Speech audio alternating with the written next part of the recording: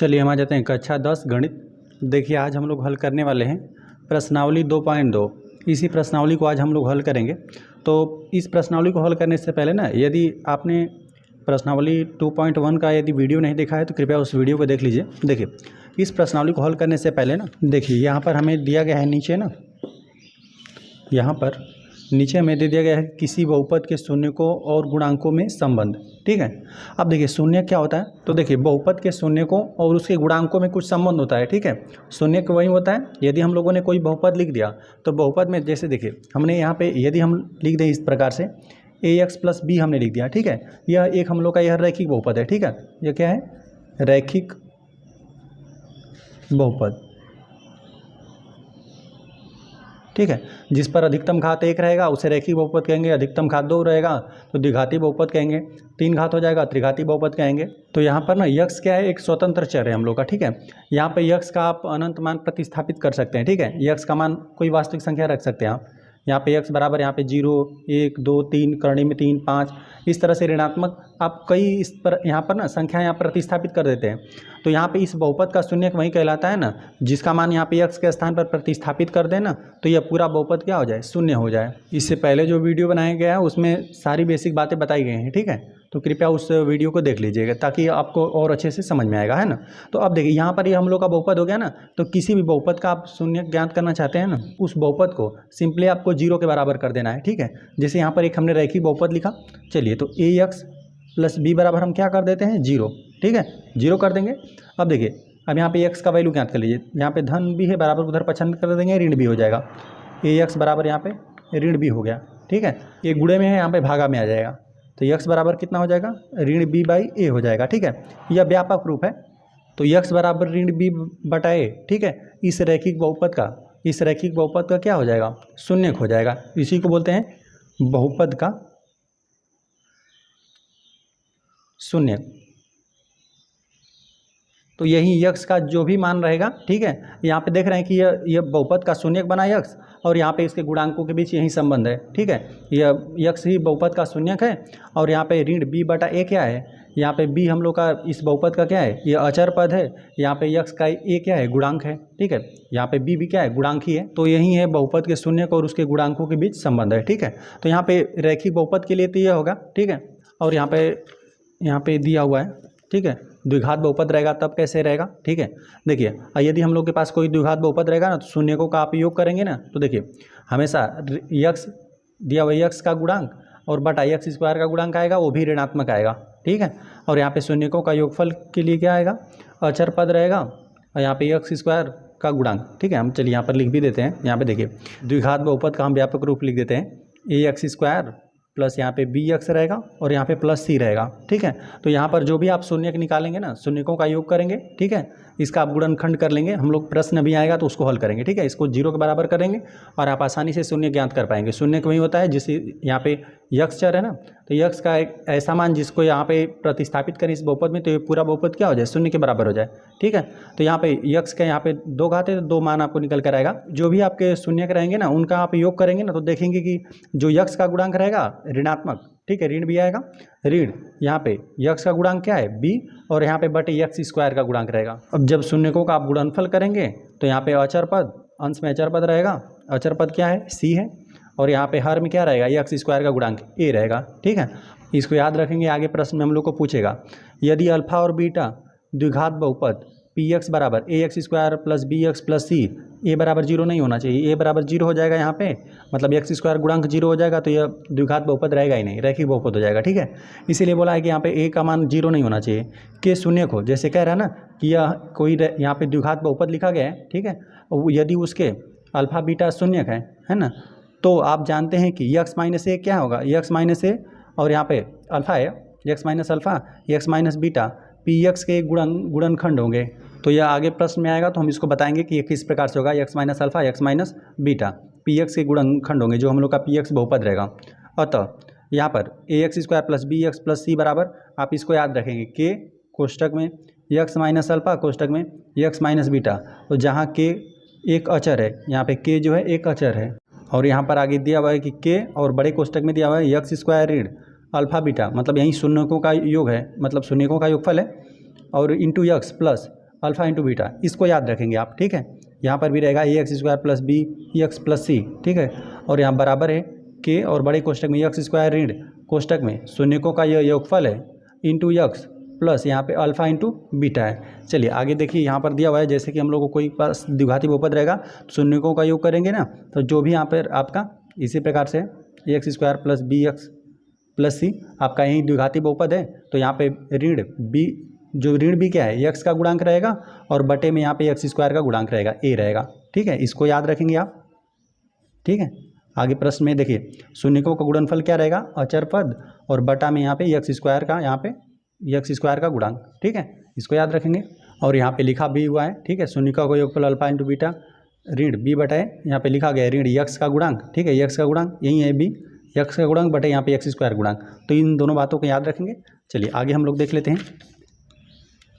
यहाँ पे देखिए त्रिघाती बहुपद के लिए आपको यहाँ पर दिया गया है ना, यदि हम मान लेते हैं यहाँ पे लिख देते हैं त्रिघाती बहुपद का व्यापक रूप लिख देते हैं ए एक्स स्क्वायर, एक्स घन रहेगा प्लस यहाँ पे बी एक्स रहे बी एक्स स्क्वायर, ठीक है, प्लस यहाँ पे सी एक्स और यहाँ पे प्लस डी, यह त्रिघाती बहुपद का व्यापक रूप है। यदि आप यहाँ पर गुणनखंड करके इसके शून्य ज्ञात करते हैं ना, तो शून्यकों को जोड़ेंगे ना तो ऋण बी बटा ए आएगा, ठीक है।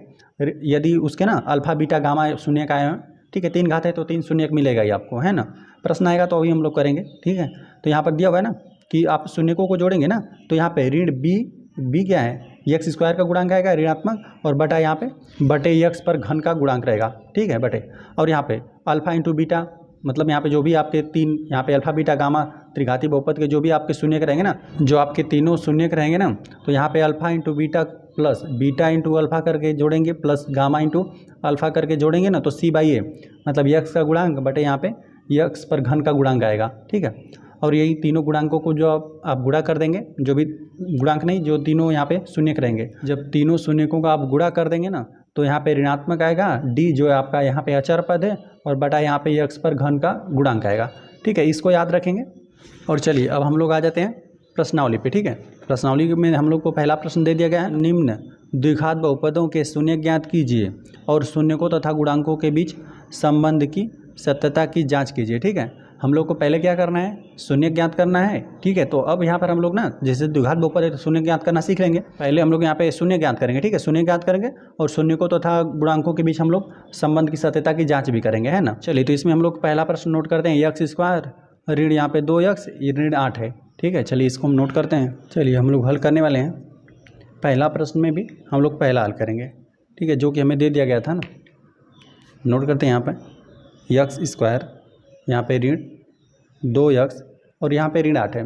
और देखिए एक बात हम और आपको बताते हैं ना, जैसे देखिए यहाँ पर ना कोई भी आपको बहुपद लिखे दे, ठीक है, जैसे कि यहाँ पर हम एक रैखिक बहुपद से उदाहरण लेते हैं। जैसे हम सिंपली लिख दें कि x + 5 है, ठीक है। अब इस बहुपद का आप शून्य बताइए, ठीक है। तो देखिए x एक स्वतंत्र राशि है, ठीक है, स्वतंत्र चर है। यहाँ पे x का आप अनंत वैल्यू रख सकते हैं ना, कोई धनात्मक कोई ऋणात्मक कोई भी वास्तविक संख्या यहाँ पे वैल्यू रख सकते हैं। तो यहाँ पे 0 धनात्मक कोई धनात्मक संख्या हो गया, कोई ऋणात्मक संख्या आप रख सकते हैं। तो इस प्रकार से आप यहाँ पे अनंत वैल्यू है ना, x का यहाँ पे स्वतंत्र चर है, यहाँ पे अनंत रूप से आप संख्याएं प्रतिस्थापित कर सकते हैं, ठीक है। तो यहाँ पर ना जैसे रख कर बार बार चेक करेंगे, लेकिन यहाँ पर जैसे रैखिक है तो हम लोग को पता चल गया कि यहाँ पे धन 5 है तो ऋण 5 रख देंगे तो हो जाएगा।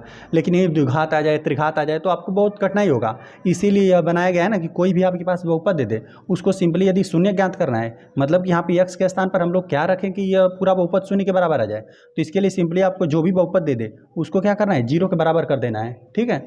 जब भी आप कोई भी बहुपद रहेगा यदि आपको उसको शून्य ज्ञात करना है तो उसको 0 के आपके बराबर करेंगे और सब कुछ पक्षांतर कर लेंगे, ऑटोमेटिक आपका निकल जाएगा शून्य, ठीक है। यहाँ पे धन 5 है बराबर को उधर पक्षांतर कर देंगे ऋण 5 आ जाएगा, तो x का वैल्यू क्या आ गया ऋण 5 आ गया। तो जो हम लोग का बहुपद था ना यही हम लोग का बहुपद था x + 5 था ना, तो अब आपको पता चल गया कि x बराबर यहाँ पे यदि ऋण 5 प्रतिस्थापित कर दें, ठीक है, x बराबर ऋण 5 यही होगा आपका बहुपद का शून्यक, बहुपद का शून्यक, ठीक है। तो हम लोग क्या करेंगे जो भी हम लोग का द्विघात बहुपद दिया गया है ना, ये द्विघात बहुपद है, अब इसका हम लोग पहले गुणनखंड कर लेंगे, गुणनखंड कर देंगे और फिर इसको जीरो के बराबर कर देंगे, जीरो के बराबर कर देंगे, गुणनखंड करेंगे तो यह रैखिक बहुपद में ही आ जाएगा।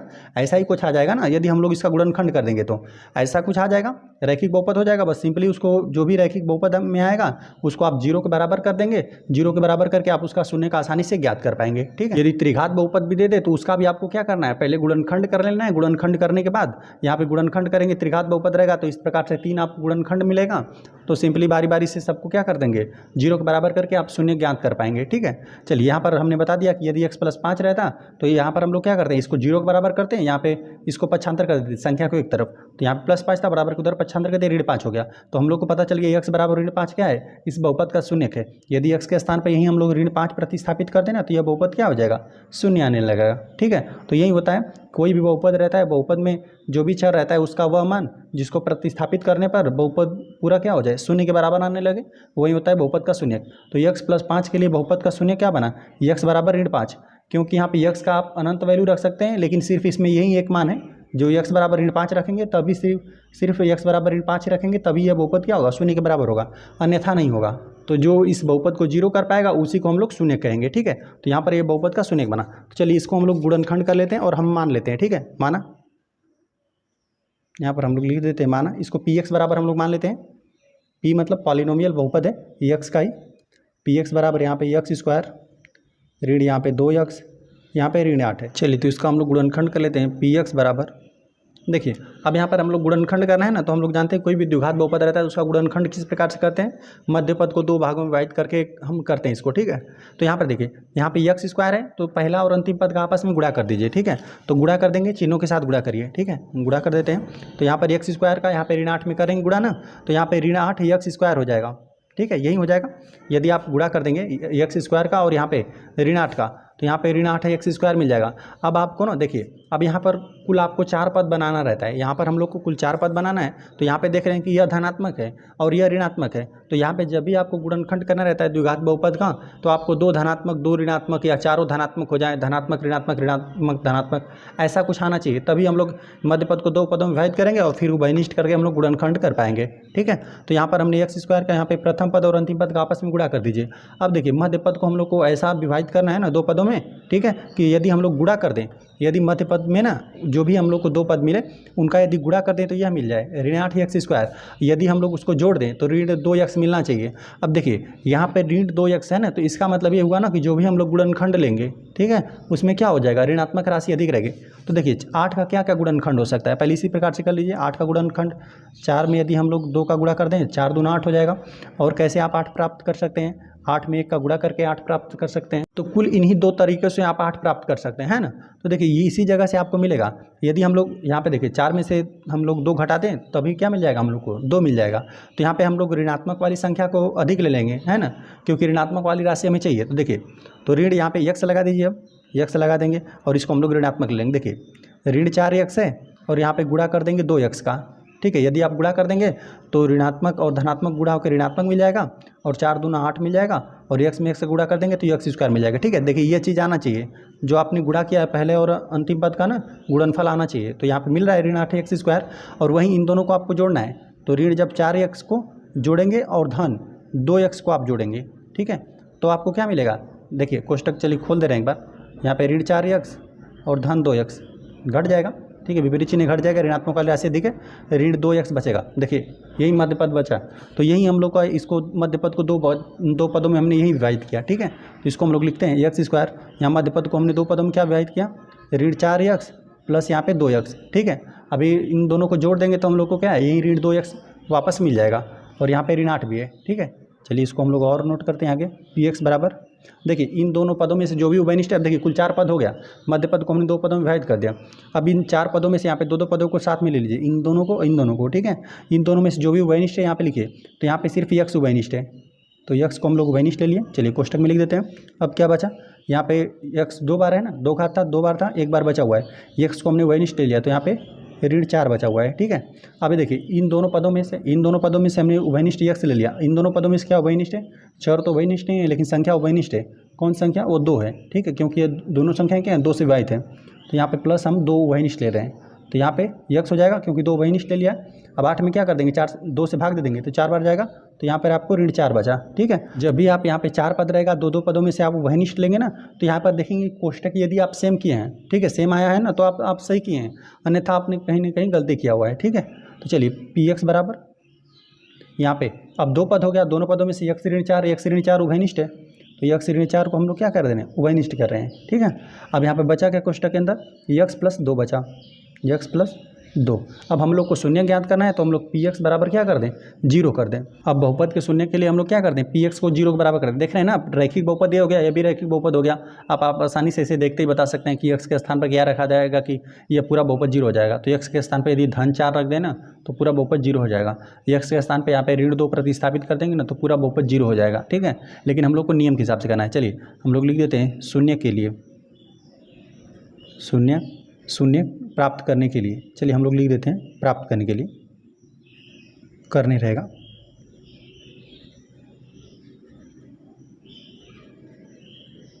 शून्य प्राप्त करने के लिए हम लोग को पी एक्स बराबर क्या रखना पड़ेगा, 0 करना पड़ेगा। हम लोग लिख देते हैं पी एक्स बराबर आपको 0 करना पड़ेगा, इसलिए क्या हो जाएगा, इसको आप 0 के बराबर लिख देते हैं हम। और चलिए इसको पहले लिख देते हैं, है ना, इसी को हम लोग को 0 के बराबर करना है, तो पहले इसको लिख देते हैं हम लोग, यक्स ऋण 4 और यहाँ पे यक्स प्लस 2 बराबर क्या हो गया, 0 हो गया, क्योंकि पी एक्स बराबर हमने 0 रख दिया, प्रतिस्थापित कर दिया। अब देखिए एक बार इसको आप 0 कर लीजिए, एक बार इसको, तो यहाँ पर हम लोग नीचे लिख देते हैं कि जब यक्स ऋण 4 बराबर 0, तो यहाँ पे यक्स ऋण 4 बराबर 0 हुआ, तो यक्स का वैल्यू कितना हो जाएगा, यक्स है यहाँ पे ऋण 4 है बराबर, उधर प्रति पक्षांतर कर देंगे ऋण 4 को, तो धन 4 हो जाएगा। तो देखिए इस बहुपद का शून्य का आपको यही निकल कर आया है, एक आपको धन 4 निकल कर आ गया, और दूसरा हम लोग निकालते हैं जब इसको हम लोग यक्स धन 2 को 0 के बराबर करेंगे। ठीक है, बारी बारी से दोनों को 0 कर लेंगे, तो यहाँ पे धन 2 है बराबर को उधर पक्षांतर करेंगे, ऋण 2 हो जाएगा, तो यहाँ यक्स बराबर ऋण 2 निकल कर आए। तो यही आपको शून्य निकल कर आए। इस बहुपद में यदि आप यहाँ पे ना, यही आपका बहुपद है, यहाँ पर आपकी इच्छा करे तो यहाँ पे रख कर चेक कर सकते हैं आप। यहाँ पर इसी का हमने गुणनखंड कर दिया है ना, ये सेम चीज़ है, इसी का हमने गुणनखंड कर दिया है। जब गुणनखंड कर दिया ना, तो देखिए यहाँ पर हमने इसको पी एक्स को 0 के बराबर करके आप शून्य ज्ञात कर पाएंगे। ठीक है, हालांकि यहाँ देखते ही आप बता सकते हैं इसके बहुपद का क्या शून्य है। तो यहाँ पे एक्स के स्थान पर क्या है, यही 4 ही है, जो कि हम लोगों ने नियम से निकाला। पी एक्स को क्या कर दिया, 0 के बराबर कर दिया, 0 के बराबर कर देंगे पूरे बहुपद को, और यहाँ पर बारी बारी से ले लेंगे, ये गुणनखंड है। ठीक है, ये 0 के बराबर राशि है, तो हो सकता है जब यह 0 के बराबर है तब क्या होगा, जब यह 0 के बराबर है तब, है ना, मतलब 2 ही मान निकल कर आएंगे आपको एक्स के। तो यहाँ पे यक्स ऋण 4 बराबर 0 कर दिया गया, तो एक्स का वैल्यू 4 निकल कर आ गया। जब यक्स प्लस 2 को 0 के बराबर कर दिया, तो यहाँ पे यक्स का वैल्यू ऋण 2 निकल कर आया। यहाँ पे ऋण 2 प्रतिस्थापित कर देंगे ना, तो यहाँ पे क्या हो जाएगा, ये पूरा बहुपद 0 हो जाएगा। तो ये बहुपद का शून्य बना। तो हमने बहुपद के 2 आपको शून्य ज्ञात करके दिखा दिए। ठीक है, अब यहाँ पे इनके शून्यकों और गुणांकों के बीच सत्यता की हम लोग की जाँच भी करनी है। ठीक है, तो हम लोग चलिए लिख देते हैं शून्यकों तथा गुणांकों के बीच के संबंध रहेगा कि सत्यता की जांच। ठीक है, और देखिए ये हमने पढ़ा, ठीक है, कि यदि यहाँ पर ए एक्स स्क्वायर प्लस यहाँ पे बी एक्स प्लस यहाँ पे सी, द्विघात बहुपद के लिए पढ़ रहे हैं हम लोग ना, द्विघाती बहुपद है। यदि मान लेते हैं इसके अल्फा कामा बीटा, यह 2 शून्यक है, जब भी हम लोग शून्यकों को जोड़ेंगे ना, जैसे अल्फा प्लस बीटा, इन दोनों शून्यकों को हम लोग जोड़ देंगे ना, तो यहाँ पे ऋण b बाई ए आएगा ही आएगा। ठीक है, यहाँ पे ऋणात्मक जो यक्स का गुणांक रहेगा और बटा यहाँ पे यक्स स्क्वायर का गुणांक। और जब यहाँ पर हम लोग ना, जो हम लोग देखिए अल्फा बीटा का मतलब यही हम लोग को निकल कर आया है 2, यहाँ पे यही हम लोग को शून्य निकल कर आए हैं यहाँ पे। ठीक है, यहाँ पर 4 और ऋण 2 का हम लोग गुणा करेंगे, तो यहाँ पे देखिए जब इन दोनों का यहाँ पे गुणा किया जाएगा ना, अल्फा इंटू बीटा जो 2 शून्यक रहेंगे उनका जब हम लोग गुणा कर देंगे, तो यही c बाई ए आएगा, जो हम लोग का अचर पद रहेगा, और बटा यहाँ पे यक्स स्क्वायर का गुणांक आना ही चाहिए। ठीक है, तभी हम लोग शून्य को और उसके गुणांकों के बीच में हम लोग संबंध स्थापित कर पाएंगे। ठीक है, चलिए तो यहाँ पर हम लोग क्या करिए, अब यहाँ पे शून्यकों को आपको जोड़ना है। तो चलिए हम लिखते हैं शून्यकों का योगफल। शून्यकों का योगफल क्या हो जाएगा, 4 है। ठीक है, 4 को आपको जोड़ना होगा, और प्लस यहाँ पे ऋण 2, यही 2 हम लोग के शून्यक मिले हुए हैं। ठीक है, इन दोनों शून्यकों को हमने जोड़ दिया, तो यहाँ पर देखेंगे कोष्टक यदि खोलेंगे तो 4 ऋण 2 ही हो जाएगा। 4 में से 2 आप घटा देंगे तो 2 ही मिल जाएगा आपको। ठीक है, धनात्मक 2 मिला। तो आपको ना यहाँ पे आपको इसको ऐसा बनाना पड़ेगा कि यहाँ पर ऋण बी बाई ए आए, ठीक है। तो देखिए हम लोग को ना यहाँ पर हम एक बार लिख देते हैं यहाँ पे, ठीक है, जो हम लोग का यही बहुपद था यक्स स्क्वायर ऋण 2x, यहाँ पे ऋण 8 है, यही हम लोग का द्विघात बहुपद है ना। तो यहाँ पर हम लोग को इस प्रकार से इसको बनाना ही बनाना है। जैसे यहाँ पर हमने शून्यकों को जोड़ा है ना, तो इसको हम लोग को ऐसा बनाना है, ठीक है, ऋण बी बाई ए। तो ऋण बी क्या है हम लोग का, ऋण बी है जो यहाँ पे यक्स का गुणांक है, ठीक है, ऋण बी जो है ये यक्स का गुणांक है, ठीक है। तो यहाँ पर क्या आना चाहिए, ऋण बी जो हम लोग का यहाँ पे देखिए ऋणात्मक तो चिन्ह रहना चाहिए, तो हमने ऋण का चिन्ह लगा दिया। और बी हम लोग का क्या है, ऋण 2 है, देख रहे हैं, ऋण 2 हमने रख दिया, ठीक है। और ए क्या है, यक्स स्क्वायर ही सिर्फ है ना, तो यक्स स्क्वायर का गुणांक यहाँ पे क्या है, 1 है, तो यहाँ पे बटा हम लोग को 1 रखना है, ठीक है। तो देखिए यही सेम चीज़ है, यदि हम लोग यहाँ पे ऋण में ऋण का गुणा कर देंगे तो धन 2 आ जाएगा, ठीक है। इसको चलिए हम लोग यहाँ पे 2 को ही क्या लिख सकते हैं, ऋण, और यहाँ पे ऋण 2 बटा 1 हमने लिख दिया। अभी यहाँ पर ऋण में ऋण का गुणा कर दिया जाएगा तो धन 2 मिल जाएगा, ऋण में ऋण का गुणा कर देंगे धन 2 हो जाएगा, 2 में 1 से भाग देंगे फिर 2 ही मिल जाएगा। लेकिन हमने इसको इस प्रकार से लिख लिया ना, यहाँ पे आपको ऋणात्मक भी देखें, ठीक है, ऐसा दिखना चाहिए, ऋण बी बटा यहाँ पे ए, ठीक है। तो ऋण बी क्या है, यहाँ पे ऋणात्मक चिन्ह भी रहे, और बी जो है हम लोग का वो क्या है, यक्स का गुणांक है, यक्स का गुणांक भी रहे। यक्स का गुणांक यहाँ पर क्या है, देखिए गुणांक तो आप जानते ही होंगे किस प्रकार से हम लोग निकालते हैं, देखते हैं। देखिए यक्स स्क्वायर के यहाँ पे गुणे में कोई संख्या नहीं है, तो यहाँ पे क्या हो जाएगा, 1 हो जाएगा, यक्स स्क्वायर का गुणांक 1 हो जाएगा। यहाँ पे यक्स का गुणांक क्या है, पूरा ऋण 2 हो जाएगा, चिन्ह के साथ लेंगे। अचर पद क्या है, सी हम लोग का, यहाँ पे ऋण 8 है, तो यही हम लोग को यहाँ पे संबंध निकल कर आया, ठीक है। चलिए इस बात को हम लोग यहाँ पे लिख देते हैं कि यहाँ पे बराबर क्या होता है, ऋण तो चिन्ह रहता है ये, और यहाँ पे रहता है यक्स का गुणांक। तो ऋण 2 है वो हम लोग का क्या है, यक्स का ही गुणांक है, यक्स का गुणांक है, ठीक है। और बटा यहाँ पे एक क्या है हम लोग का, यह यक्स स्क्वायर का गुणांक है, यक्स स्क्वायर का गुणांक है, ठीक है। आपको इसको सभी प्रश्नों में इस प्रकार से करना पड़ेगा। हमने सिंपली शून्यकों को जोड़ा, ठीक है, जो भी हम लोगों ने 2 शून्य निकाला था उनको जोड़ दिया तो सिर्फ 2 आ गया, ठीक है। अब इसको हम लोग को ऐसा बनाना रहेगा आपको, ठीक है, ऐसा आप बना दीजिए कि यहाँ पे ऋणात्मक भी चिन्ह रहे, और यहाँ पे यक्स का गुणांक रहे, और बटा यहाँ पे यक्स स्क्वायर का गुणांक होना चाहिए, ठीक है। तो इसको हमने इस हिसाब से लिख दिया, ऋण का चिन्ह लगा दिया, और कोष्टक मान में देखिए कोई फर्क नहीं पड़ना चाहिए, ऐसा इसको पूरा आप हल कर दें 2 ही आना चाहिए। अभी हम लोग ऋण में ऋण का गुणा कर देंगे तो धनात्मक हो जाएगा, 2 में 1 से भाग देंगे फिर 2 ही आ जाएगा, तो 2 आना भी चाहिए। और लेकिन हमने इसको इस प्रकार से बना लिया कि यहाँ पर ऋण का चिन्ह भी आ गया, और यहाँ पे ऋणात्मक यहाँ पर इस्तेमाल हो गया ऋण 2 के लिए, जो क्या है हम लोग का यक्स का गुणांक है ऋण 2, और यहाँ पे बटा 1 क्या है, यक्स स्क्वायर का गुणांक है। शून्यकों का योगफल हमने कर दिया, गुणनफल करते हैं, शून्यकों का गुणनफल, तो यहाँ पर जब हम लोग गुणा कर देंगे शून्यकों का, एक हम लोग का 4 है, और यहाँ पे गुणा कर देंगे यहाँ पे ऋण 2 का, तो यह धनात्मक राशि है, धनात्मक ऋणात्मक गुणा होगा तो एक ऋणात्मक संख्या ये आपको मिलेगी, ठीक है। और संख्याओं को गुणा करते हैं, 4 में 2 का गुणा कर देंगे 8 मिल जाएगा, यही ऋण 8 मिला आपको, ठीक है। और एक बार देखिए, और हम लोग को यहाँ पे ना सी बाई ए लाना रहता है, तो सी बाई ए लाएंगे कैसे, यहाँ पे अचर पद क्या है हम लोग का, यहाँ पे अचर पद ऋण 8 ही तो है, तो यहाँ पे ऋण 8 चाहिए, ठीक है। और बटा यहाँ पे यक्स स्क्वायर का यहाँ पे गुणांक क्या है हम लोग का, यही 1 ही है, तो यहाँ पे ऋण 8 बटा 1 हम लोग को लिखना है, ठीक है। तो यहाँ पे ऋण 8 तो है ही, बटा 1 लिख देते हैं, बराबर क्या लिख देंगे हम लोग यहाँ पे अचर पद, ठीक है। और बटा यहाँ पे यह हो गया यक्स स्क्वायर का गुणांक हो गया। तो जो भी हम लोग को यहाँ पे द्विघाती बहुपद दिया था उसको हम लोगों ने पहले गुणनखंड कर दिया, पहले px के बराबर हमने मान लिया, इसको गुणनखंड कर दिया। अब शून्यक निकालने के लिए क्या करेंगे, यहाँ पे px को 0 के बराबर कर देंगे, 0 के बराबर कर देंगे तो यहाँ पे रैखिक बहुपद ही रहेगा, जिसको आप यहाँ से देख कर भी आप पता लगा सकते हैं। लेकिन यहाँ पे क्या कर देंगे हम लोग, यहाँ पे 0 के बराबर नियम से करेंगे, ठीक है। px को 0 के बराबर कर देंगे, और यहाँ पे दोनों गुणनखंडों को बारी बारी से 0 कर करके आप यहाँ पे शून्य ज्ञात कर लेंगे। शून्य वही होता है जो यहाँ पे बहुपद में यदि प्रतिस्थापित कर दिए आप तो ये पूरा बहुपद क्या कर देगा, 0 कर देगा। तो यहाँ पे एक 4 मान मिला और एक ऋण 2 मान मिला, ठीक है। तो यही बहुपद के हमें 2 शून्य प्राप्त हुए। अब इन दोनों शून्यकों का हमने एक बार जोड़ा, ठीक है, एक बार जोड़े, ये हम लोग शून्यकों तथा गुणांकों के बीच संबंध की सत्यता की हमने जांच कर ली, ठीक है। जब यहाँ पे शून्यकों का योगफल किया गया तो यहाँ पे हम लोग को 2 मिला, लेकिन हम लोगों ने इसको इस प्रकार से बना दिया, बाहर यहाँ पे कोष्टक के ऋण लिख दिया, कोष्टक में ऋण 2 कर दिया और बटा 1 लिख लिया। अब ऐसा हमने इसको प्राप्त कर लिया जैसे कि यहाँ पर हम लोग को इस प्रकार से मिले, ऋण बी बटा ए मिले, जहाँ पर यहाँ पे ऋण का चिन्ह भी रहना चाहिए, और बी जो है वो हम लोग का क्या है, यक्स का गुणांक है, और ए क्या है, यक्स स्क्वायर का गुणांक है। इसी प्रकार से हमने यहाँ पे शून्यकों का गुणनफल भी प्राप्त कर लिया। चलिए अब आ जाते हैं हम लोग सेकेंड वाले प्रश्न पे। देखिए सेकेंड वाला प्रश्न हमें दे दिया गया है ना, 4 यक्स स्क्वायर है, ऋण 4 यस है, और यहाँ पे धन 1 है, ठीक है। चलिए इसको हम लोग नोट करते हैं। यहाँ पे हम लोग को बहुपद दे दिया गया है 4 है और फिर यस है, यस का स्क्वायर ऋण 4 यस है और यहाँ पे धन 1 है। पहले इसको हम लोग पी एक्स के बराबर हम लोग इसको मान लेते हैं, ठीक है। हम लोग लिख देते हैं माना पी। अब यहाँ पे पी यक्स नहीं लिखेंगे, यक्स नहीं लिखेंगे क्योंकि यह यक्स का बहुपद नहीं है ना। यहाँ पे चर क्या है, यस है, तो हम लोग पी यस लिखेंगे, पॉलिनोमियल यस, ठीक है। यहाँ पे पी यस लिखा गया और यहाँ पर हम इसको नोट करते हैं 4 यस स्क्वायर, यहाँ पे ऋण 4 यस और यहाँ पे धन 1। अब इसका हम लोग गुणनखंड कर लेते हैं, ठीक है। चलिए गुणनखंड इसका कर दिया जाए।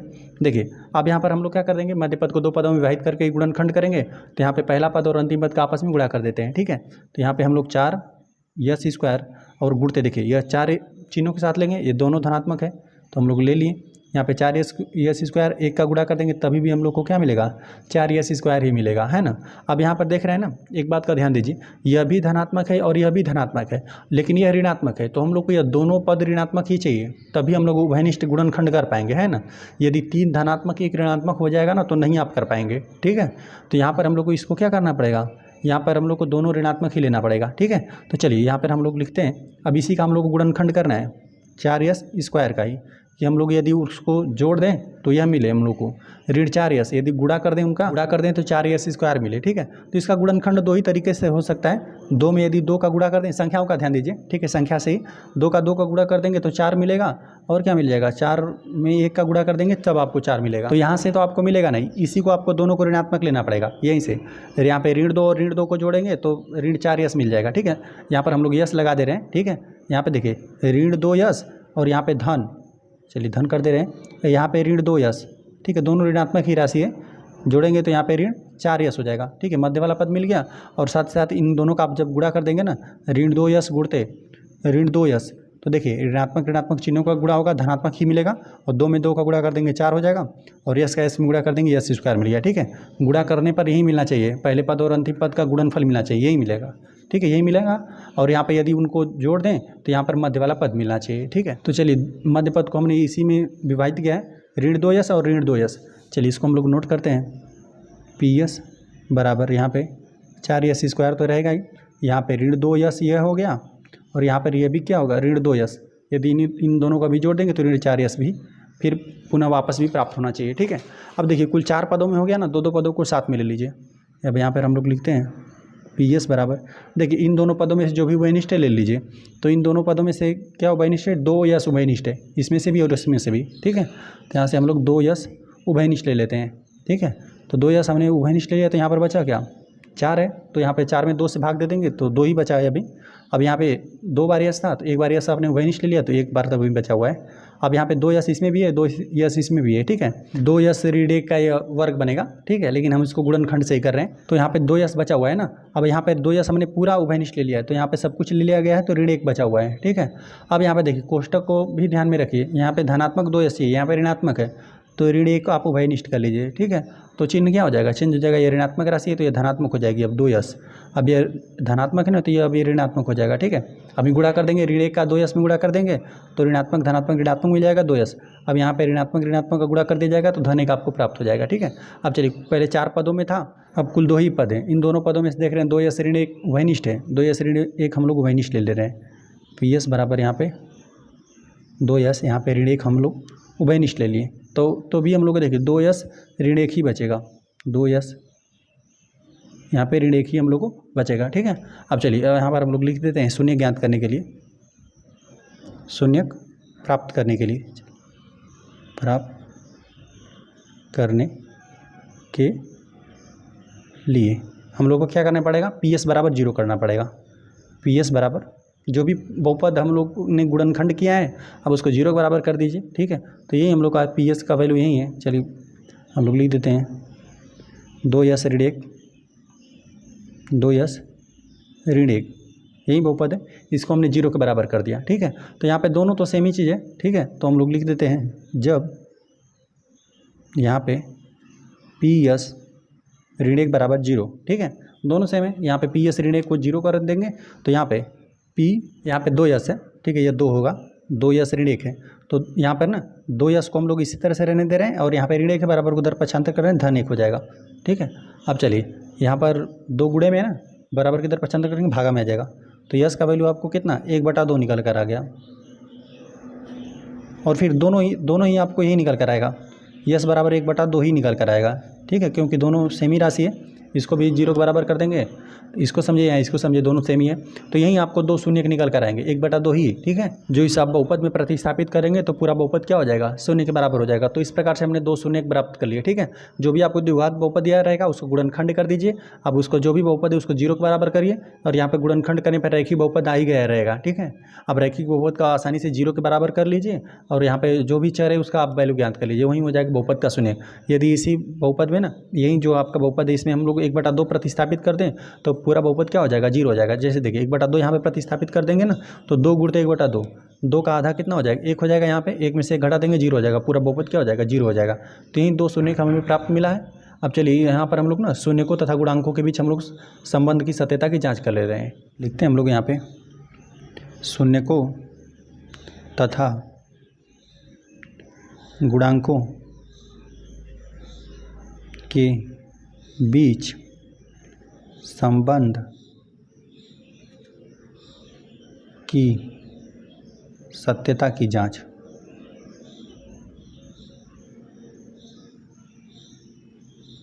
रहेगा। तो एक बार हम लोग को क्या करना है, शून्यकों को जोड़ना है। हम लोग यहाँ पे लिख देते हैं शून्यकों का योगफल कर दीजिए 1/2 धन 1/2, आधा आधा जोड़ेंगे तो क्या हो जाएगा, 1 ही आ जाएगा। लेकिन हम लोग को देखिए यहाँ पर अब जो भी आपका बहुपद है, देखिए हम लोग को बहुपद को हम एक बार नोट करते हैं। यहाँ पे 4 यश स्क्वायर है, ऋण 4 यश है और यहाँ पे धन 1 है। यदि हम लोग बहुपदों को जोड़ दें ना, मतलब यहाँ पे शून्यकों को जोड़ दें तो यहाँ पे हम लोग को ऋण b/a आना चाहिए। ऋण b मतलब यहाँ पे जो यश का गुणांक है और यहाँ पे बटा यहाँ पे यश स्क्वायर का गुणांक आना चाहिए। यदि हम लोग वहीं शून्यकों का गुणा कर दें आपस में, ठीक है, तो यहाँ पे c जो अचर पद है, अचर पद क्या है, 1 है, c बटा यहाँ पे हम लोग का यहाँ पे 4 आना, c बटा यहाँ पे यश स्क्वायर का गुणांक a होगा। ठीक है, यह इस व्यापक रूप के लिए लिखा गया है। यहाँ पे ax square plus bx plus c के लिए है, इस व्यापक रूप के लिए यहाँ पर लिखा गया है। शून्यकों तथा बहुपद के गुणांकों के बीच संबंध के यहाँ पे संबंध लिखा गया है। चलिए तो यहाँ पर हम लोग नोट कर लेते हैं। देखिए अब यहाँ पर हम लोग ने ना यहाँ पे शून्यकों को जोड़ा है ना, शून्यकों को जोड़े हैं तो यहाँ पर हम लोग को मिलना चाहिए। यहाँ पे देखिए क्या आना क्या चाहिए वो हम लिख देते हैं। ऋण तो चिन्ह रहना ही चाहिए। ठीक है, ऋण बी का मतलब यहाँ पे जो यश का गुणांक है, यहाँ पे ऋण 4 और बटा यहाँ पर हम लोग को क्या हर में लिखना है, 4 लिखना है ना। यही नहीं होता है, ऋणात्मक बी जो यहाँ पे यश का गुणांक है और यहाँ पे जो हर में क्या होना चाहिए, यश स्क्वायर का गुणांक यहाँ पर होना चाहिए। देखिए और हम लोग का है क्या, 1 है, तो 1 को हम लोग क्या इस प्रकार से लिख सकते हैं, तो हाँ लिख सकते हैं इसको। हम लोग क्या लिख सकते हैं, इसको ऋण हमने लिख दिया, यहाँ पे ऋण 4 बटा यहाँ पर हमने 4 लिख दिया। अब इसको हल कर देंगे तो यही आ जाएगा। देखिए ऋण में ऋण का गुणा कर देंगे तो धनात्मक हो जाएगा, और अंश में और हर में 4 है, 4 से विभाजित हो जाएगा, तो सिर्फ ये आपको 1 ही मिलेगा। लेकिन अब इसको हम लोग क्या लिख सकते हैं, ऋण 4 क्या था हम लोग का, यह था आपका ऋण 4 क्या था, यश का गुणांक। यहाँ पे यश तो है नहीं, यहाँ पे यश है, ध्यान से लिखेंगे इसको, यश का गुणांक हमें मिला। ठीक है, और बटा यहाँ पे 4 क्या है, यश स्क्वायर का गुणांक, यश स्क्वायर का गुणांक। ठीक है, तो यहाँ पे योगफल का तो हमने लिख दिया, ऋण b बटा यहाँ पे a मिलेगा। चलिए यहाँ पे योगफल का हो गया ना, गुणनफल का हम लिखते हैं शून्यकों का गुणनफल। तो यहाँ पर गुणनफल करेंगे तो 1/2 है, हम लोग कहीं 2 शून्य है, यहाँ पे 1/2 गुणते यहाँ पे 1/2 गुणा कर देंगे तो अंश में 1 का 1 गुणा करेंगे 1 ही आ जाएगा, हर में 2 का 2 गुणा कर देंगे 4 हो जाएगा। ठीक है, तो यहाँ पर देखिए हम लोग को c बटा a मिलना चाहिए। देखिए c बटा a क्या होगा, देखिए c हम लोग का अचर पद यही है, 1 है, 1 और यहाँ पे हर में a क्या है, यश स्क्वायर का गुणांक, तो यश स्क्वायर का गुणांक हम लोग का क्या है, 4 है, 1/4 आना चाहिए, तो यहाँ पे 1/4 आपको मिला हुआ है। ठीक है, तो यहाँ पर हम लोग इसी तरह से लिख देते हैं, अचर पद है और यहाँ पर 4 क्या है, यह है यश स्क्वायर का गुणांक है।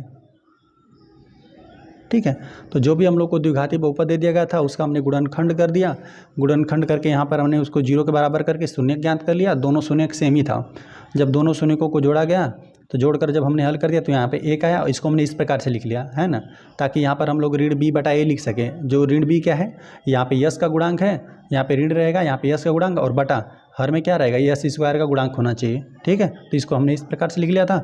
अब शून्यकों को वहीं गुणनफल कर दिया गया तो 1/4 आ गया। तो यहाँ पे सी बटा ए होना चाहिए, मतलब यहाँ पे अचर पद होना चाहिए। अचर पद हम लोग का एक ही था। ठीक है, और बटा यहाँ पे यस स्क्वायर का गुणांक जो कि आपका 4 था।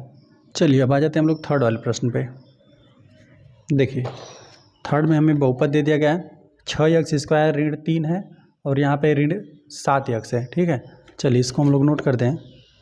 6x² ऋण 3 है और यहाँ पे ऋण 7x है।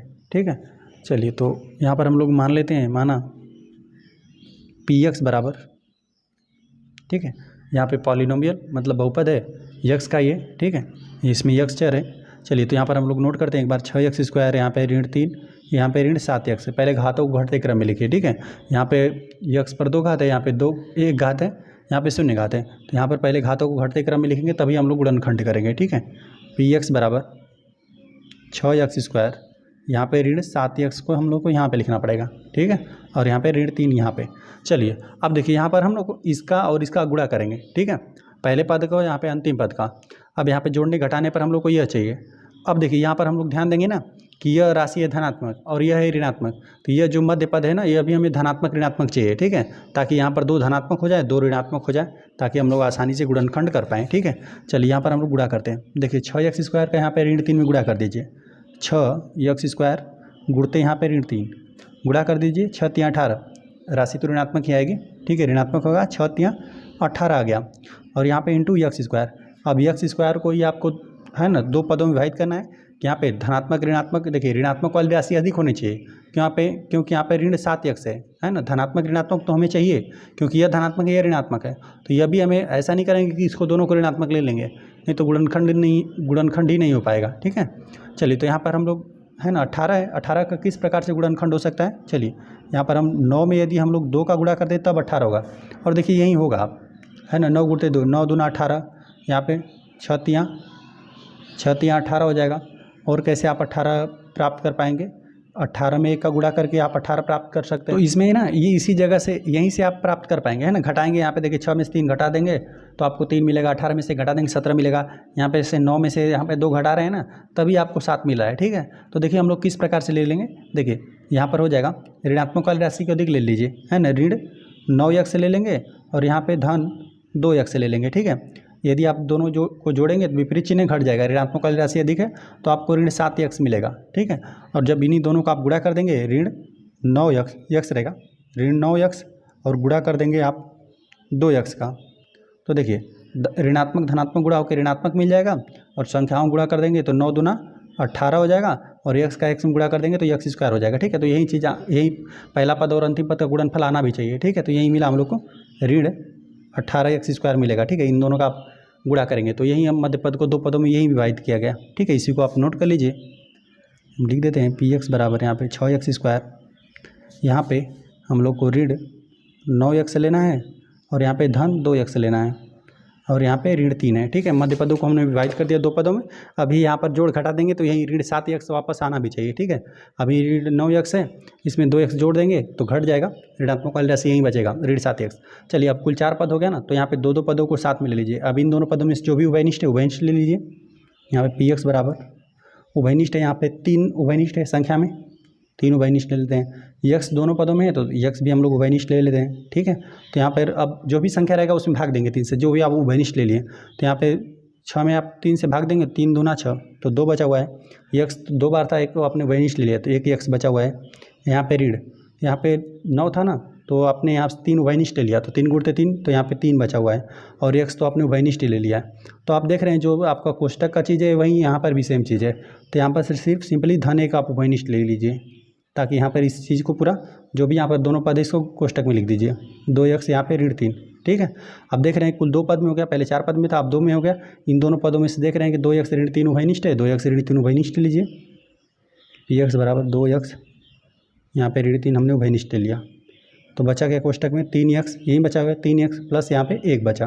ठीक है, अब हम लोग शून्यक प्राप्त कर लेते हैं। हम लोग लिख देते हैं शून्यक प्राप्त करने के लिए, शून्य प्राप्त करने के लिए हम लोग क्या कर देंगे, पी एक्स बराबर क्या कर देंगे, जीरो कर देंगे। अब यहाँ पर हम गुणनखंड कर चुके हैं, अब यहाँ पे रैखिक बहुपद मिल गया है। अब इसको हम लोग सिंपली जीरो के बराबर करके एक्स के वे मान ज्ञात कर पाएंगे, जिसको यहाँ पे इस बहुपद में प्रतिस्थापित करने पर पूरा बहुपद क्या हो जाएगा, शून्य हो जाएगा। पी एक्स बराबर जीरो कर दीजिए, तो यहाँ पे लिख दीजिए पी एक्स का मान यही है, दो एक्स है यहाँ पे ऋण 3 और यहाँ पे 3 एक्स धन 1 है, यहाँ पे बराबर जीरो। अब चलिए दोनों को बारी बारी से जीरो कर लीजिए। जब यहाँ पे 2 एक्स ऋण 3 बराबर जीरो, जब इसको जीरो कर दिया जाएगा तो यहाँ पे 2 एक्स यहाँ पे ऋण 3 है, बराबर को उधर पक्षांतर कर देंगे, धन 3 हो जाएगा। यहाँ पे 2 गुणा में बराबर को उधर पक्षांतर कर देंगे, भागे में आ जाएगा। तो एक्स का मान यहाँ पे 3/2 हम लोग को मिला। ठीक है, यही प्रतिस्थापित करेंगे तो पूरा बहुपद शून्य हो जाएगा। चलिए और यहाँ पर हम लोग लिखते हैं जब इसको भी 3x धन 1 बराबर जीरो, इसको जीरो के बराबर करेंगे तो यहाँ पे धन 1 है, बराबर को उधर पक्षांतर कर देंगे, ऋण 1 हो जाएगा। 3x बराबर यहाँ पे ऋण 1 हो गया, यहाँ पे 3 गुणा में बराबर को उधर पक्षांतर कर देंगे, भागा में आ जाएगा। तो एक्स का मान हमें ऋण 1 बटा यहाँ पे 3 प्राप्त हुआ। तो ये हम लोग को बहुपद के 2 शून्यक हमें प्राप्त हो गए। चलिए तो यही 2 शून्यक आपको प्राप्त हो गए। ठीक है, पिछले प्रश्नों में हमने लिखा नहीं इसको, इस बात को लिखते भी चलेंगे। हम लोग लिख देते हैं बहुपद के 2 शून्यक हम लोग को कौन कौन मिला, एक्स बराबर 3/2 कामा यहाँ पे ऋण 1/3 हैं। ठीक है, यह लिखते भी चलेंगे। चलिए अब हम लोग क्या करते हैं, दोनों शून्यकों का है यहाँ पर हम लोग सत्यता की जांच कर लेते हैं। ठीक है, यहाँ पे शून्यकों तो था, उसके बहुपद के गुणांकों के बीच में हम लोग सत्यता की जांच कर लेते हैं। हम लोग लिख देते हैं शून्यकों तथा गुणांकों के बीच संबंध की सत्यता की जांच। तो चलिए यहाँ पे एक बार ना शून्यकों को हम लोग जोड़ लेते हैं, लिख देते हैं शून्यकों रहेगा, शून्यकों का योगफल, शून्यकों का योगफल, दोनों शून्यकों को जोड़िए, 3/2 यहाँ पे धन कर दे रहे हैं, यहाँ पे ऋण 1/3। चलिए यहाँ पर कोष्टक खोलते हैं, 3/2 धनात्मक ऋणात्मक गुणा होगा, ऋणात्मक ही मिलेगा, 1/3। चलिए इन दोनों का अलग कितना हो जाएगा, 6 हो जाएगा। कुछ भी नहीं उभयनिष्ठ है ना, तो यहाँ पे सिंपली गुणा कर दीजिए, इन दोनों का गुणा करके नीचे वाली संख्याओं गुणा करके यहाँ पे लिखिए, 3 दूना 6 हो गया। अब इसका यहाँ पर गुणा कर दीजिए, 3 तिहाई 9 हो जाएगा, ऋण का चिन्ह है, यहाँ पे 2 का 1 में गुणा कर दीजिए, 2 1 कम 2 हो जाएगा। यहाँ पर घटाइए, 9 में से 2 घटा देंगे तो 7 ही बचेगा, है ना। 9 में से यदि आप 2 घटा दें तो 7 बचेगा, यहाँ पे 7/6 हमें प्राप्त हुआ। ठीक है, अब यहाँ पे हमें लाना रहता है ऋणात्मक। ठीक है, देखिए हम लोग को यही लाना है। यहाँ पर हम लोग का जो बहुपद लिखा गया है ना, देखिए बहुपद को एक बार हम लिखते हैं, 6x² ऋण यहाँ पे 7x है और यहाँ पे ऋण 3 है। अब यहाँ पर देखिए, यहाँ पर हम लोग को ना यहाँ पे शून्यकों का योग क्या होना चाहिए, ऋण b बटा यहाँ पे a आना चाहिए। ठीक है, यही ना होता है, तो यहाँ पे ऋणात्मक हमें चाहिए, तो पहले यहाँ पे ऋण बना लीजिए, ऋण लिख दीजिए, और यहाँ पे ऋण 7 चाहिए हम लोग को, तो यहाँ पे ऋण 7 लिख देते हैं, और बटा यहाँ पे 6 हमने लिख दिया। ठीक है, अभी यहाँ पर ऋण में ऋण का गुणा कर दिया जाएगा ना, तो धन 7 ही आ जाएगा, और हर में तो 6 है ही, लेकिन अब हमने इसको इस प्रकार से लिख दिया, ऋण लिख दिया। अब यहाँ पे ऋण 7 है, क्या ऋण 7 है यक्स का गुणांक, हम लोग यहाँ पे कोष्टक में लिख देते हैं यक्स का, ये हम लोग का क्या हो गया, गुणांक। ठीक है, और जो 6 है वो क्या है, x² का गुणांक है। ठीक है, इसको आपको ना हमेशा इस प्रकार से बनाना ही पड़ेगा, है ना। यहाँ पर जैसे कि जो भी आपको संख्या मिल जाए, शून्यकों का योगफल जो भी आपको मिले, उसको आप इस प्रकार से बना लीजिए कि आप यहाँ पे ऋणात्मक चिन्ह भी लिख सकें, और साथ साथ यक्स का गुणांक भी लिख सकें, जो भी आपका यहाँ पे चर हो, यक्स हो, यस हो, आई हो, जो भी हो, तो यहाँ पे यक्स का गुणांक लिख सकें, और बटा यहाँ पे x² का आप गुणांक लिख सकें। ठीक है, चलिए अब यहाँ पर हम लोग शून्यकों का योगफल तो लिख दिए, अब यहाँ पे शून्यकों का हम गुणनफल लिखते हैं, शून्यकों का गुणनफल। ठीक है, शून्य का गुणनफल 3/2 गुणते यहाँ पर हो जाएगा ऋण 1/3। यही 2 शून्य का आपको है। तो चलिए एक आपको ऋणात्मक संख्या ही मिलेगी, यह धनात्मक है, ऋणात्मक है, गुणा कर देंगे तो ऋणात्मक की संख्या मिलेगी। अंश का गुणा कर देंगे तो देखिए 3 का 1 में गुणा कर देंगे 3 हो जाएगा, और हर में 3 में 2 का गुणा कर देंगे 6 हो जाएगा। अब यहाँ पर देख रहे हैं ना कि अंश और हर देख रहे हैं आपका विभाजित है, तो विभाजित नहीं करते हम लोग, क्योंकि हर में हम लोग को 6 चाहिए, ठीक है। क्योंकि देखिए यहाँ पर हम लोग को जब भी हम लोग शून्यकों को जोड़ेंगे अल्फा इंटू बीटा, यदि कोई बहुपद है उसके 2 शून्यक हैं अल्फा इंटू बीटा, तो यहाँ पे यदि हम लोग जोड़ दें तो ऋण बी बटा यहाँ पे ए आना चाहिए। यदि वहीं शून्यकों का यहाँ पे हम लोग गुणनफल कर दें तो सी जो अचर पद है यहाँ पे और बटा एक्स स्क्वायर का गुणांक हमें मिलना ही चाहिए, ठीक है। एक्स स्क्वायर का गुणांक ए यही मिलना चाहिए, तो अचर पद हम लोग को चाहिए। तो यहाँ पर इस बहुपद के लिए अचर पद यही तो है, पूरा ऋण 3 है, तो यहाँ पे ऋण 3 तो आया हुआ है, ठीक है। तो यहाँ पे इसको हम लोग इसी प्रकार से रहने देते हैं, या ऋण 3 हो गया, यहाँ पे हर में 6 हो गया, यहाँ पे ऋण 3 है क्या, हम लोग लिख देते हैं यहाँ पे अचर पद है और बटा यहाँ पे 6 क्या है हम लोग का, ये एक्स स्क्वायर का गुणांक है, एक्स स्क्वायर का गुणांक। आप देखेंगे कि हर दोनों का सेम ही रहेगा, दोनों हर क्या रहेगा, एक्स स्क्वायर का गुणांक ही रहेगा। बस यहाँ पे अंश में ध्यान देंगे कि जब योगफल करेंगे ना तो ऋणात्मक रहेगा, एक्स का गुणांक रहेगा, है ना, जो मध्य वाला पद है उसका रहेगा। और जो यहाँ पर जब दोनों का गुणनफल रहेगा तो अंश में क्या रहेगा, यहाँ पे सिर्फ अचर पद जो भी रहेगा वो पूरा रहेगा, ठीक है। ये अचर पद यहाँ पे अंश में रहेगा। तो इस प्रकार से थर्ड प्रश्न भी हल हो गया। चलिए आ जाते हम लोग चौथे वाले प्रश्न पे। चौथा प्रश्न हमें दे दिया गया ना 4u² प्लस यहाँ पे 8u है, ठीक है। चलिए इसको हम लोग नोट करते हैं। यहाँ पे चौथे प्रश्न में हम लोग को दे दिया गया है 4u², यहाँ पे धन 8u है। चलिए तो इसको हम लोग मान लेते हैं, माना। अब यहाँ पे u चर का बहुपद है ना, तो हम लोग p लिखेंगे, पॉलिनोमियल इसमें क्या है u है, बराबर यहाँ पे 4u², यहाँ पे धन 8u। तो यहाँ पे देख रहे हैं कि 3 पद है नहीं, तो यहाँ पे इसमें ना आपको सिंपली ऐसे ही मिल जाएगा। देखिए यहाँ से आप u उभयनिष्ठ कर सकते हैं इन दोनों पदों में से, ठीक है, और साथ साथ संख्याओं को भी। चलिए हम लिखते हैं इसको pu बराबर, दोनों पदों में से 4 उभयनिष्ठ है, उभयनिष्ठ ले सकते हैं हम लोग। अच्छा इसमें भी u है, इस पद में भी u है, तो हम लोग u को उभयनिष्ठ ले लिए, 4u आपने उभयनिष्ठ ले लिया। तो यहाँ पर पहले पद की तो पूरी संख्या आपने ले लिया। यहाँ पे u² 2 बार था, एक बार आपने u उभयनिष्ठ ले लिया, तो एक u तो अभी बचा हुआ है, ठीक है। अब यहाँ पे 8u था, तो यहाँ पे चलिए धन लिख देते हैं। यहाँ पे 4 दूना 8, 2 बचा हुआ है, ठीक है, क्योंकि आपने 4 इसमें से उभयनिष्ठ कर लिया। तो यहाँ पे u भी आपने उभयनिष्ठ कर लिया, तो ठीक है, तो सिंपली यहाँ पे u+2 ही बचा हुआ है, ठीक है। अब यहाँ पर हम लोग लिख देते हैं, यहाँ पे शून्य प्राप्त करने के लिए लिख देते हैं हम लोग, क्योंकि यहाँ पर गुणनखंड अब हो गया, ठीक है। लिख देते हैं हम लोग शून्य प्राप्त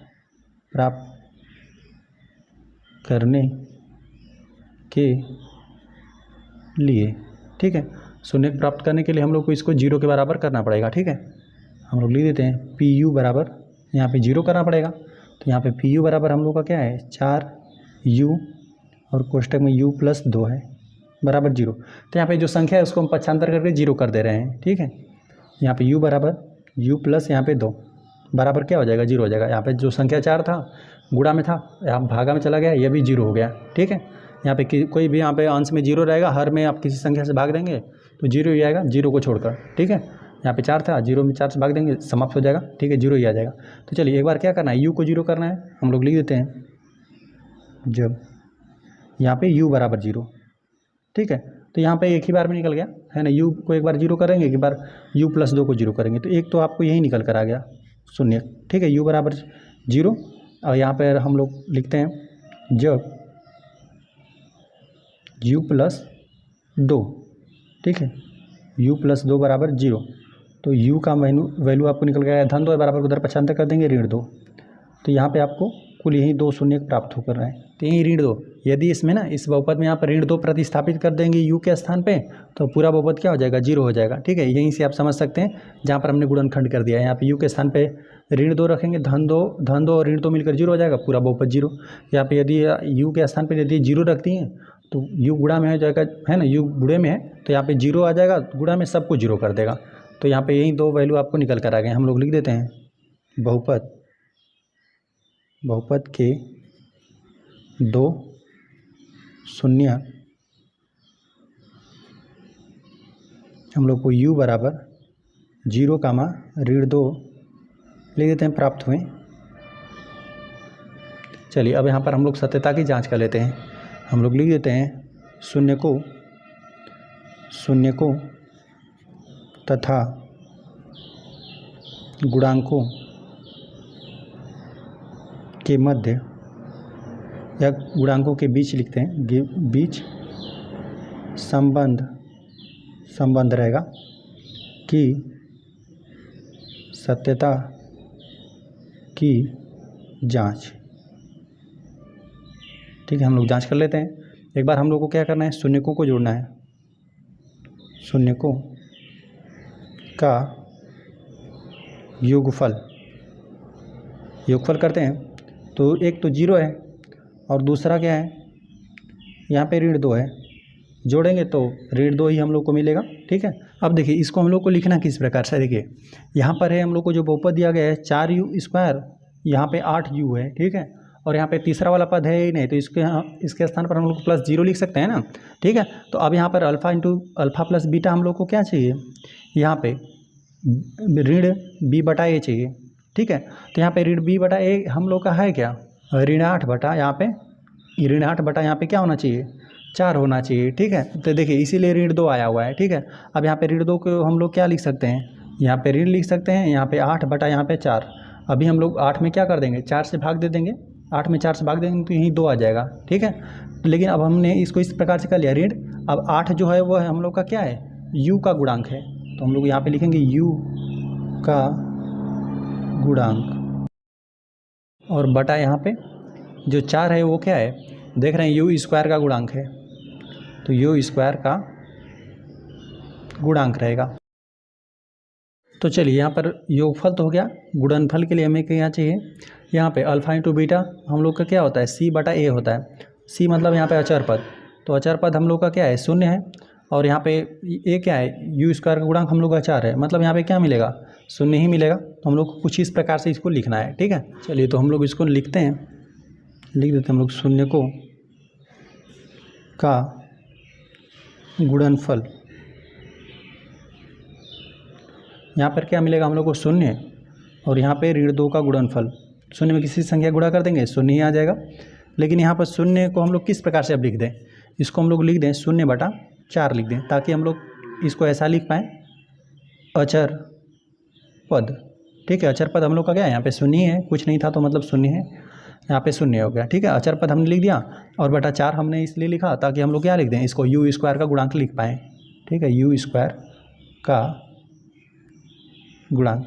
ठीक है, तो इस प्रकार से हमने जो भी यहाँ पे बहुपद दिया गया था, द्विघाती बहुपद था, इसका गुणनखंड किया, गुणनखंड करके यहाँ पे बराबर 0 करके, यहाँ पे जो भी गुणनखंड आया उसका यहाँ पे दोनों को बराबर 0 करके यहाँ पर हमने 2 शून्य प्राप्त कर लिए। अब दोनों शून्यों का हमने योग कर दिया, तो यहाँ पर हम लोग को जो आया, ऋण u का गुणांक बटा यहाँ पे u² का गुणांक। शून्यों का गुणनफल हम लोग का है अचर पद बटा यहाँ पे u² का गुणांक। तो यही बहुपद के यहाँ पे शून्यकों और यहाँ पे उसके गुणांकों के बीच में ही सत्यता की जाँच हो गई। आ जाते हैं हम लोग क्वेश्चन नंबर 5 पे। क्वेश्चन नंबर 5 दे देंगे ना, t² ऋण 15 है। ठीक है, चलिए इसको हम लोग नोट करते हैं, 5वां दिया हुआ है हम लोग को, t², यहाँ पे ऋण 15 है। ठीक है, चलिए माना हम लोग लिख देते हैं, माना। ठीक है, यहाँ पे p पॉलिनोमियल t का बहुपद है ना, टीचर का, तो यहाँ पर हम लोग लिख देते हैं t², यहाँ पे ऋण 15।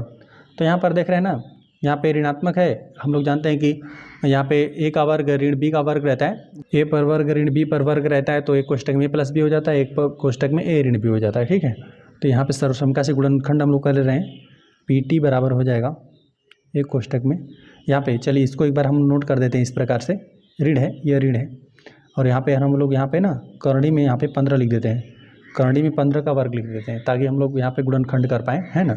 अभी यहाँ पे करणी में संख्या, करणी का मान 1/2 होता है, अभी वर्ग कर देंगे तो समाप्त हो जाएगी। हमने इसको इस प्रकार से किया ताकि यहाँ पर a का वर्ग, यहाँ पे ऋण b का वर्ग प्रकार को आपको दिखे भी। ठीक है, तो यहाँ पे t का वैल्यू आपको एक कोष्टक में, t ऋण यहाँ पे करणी में 15।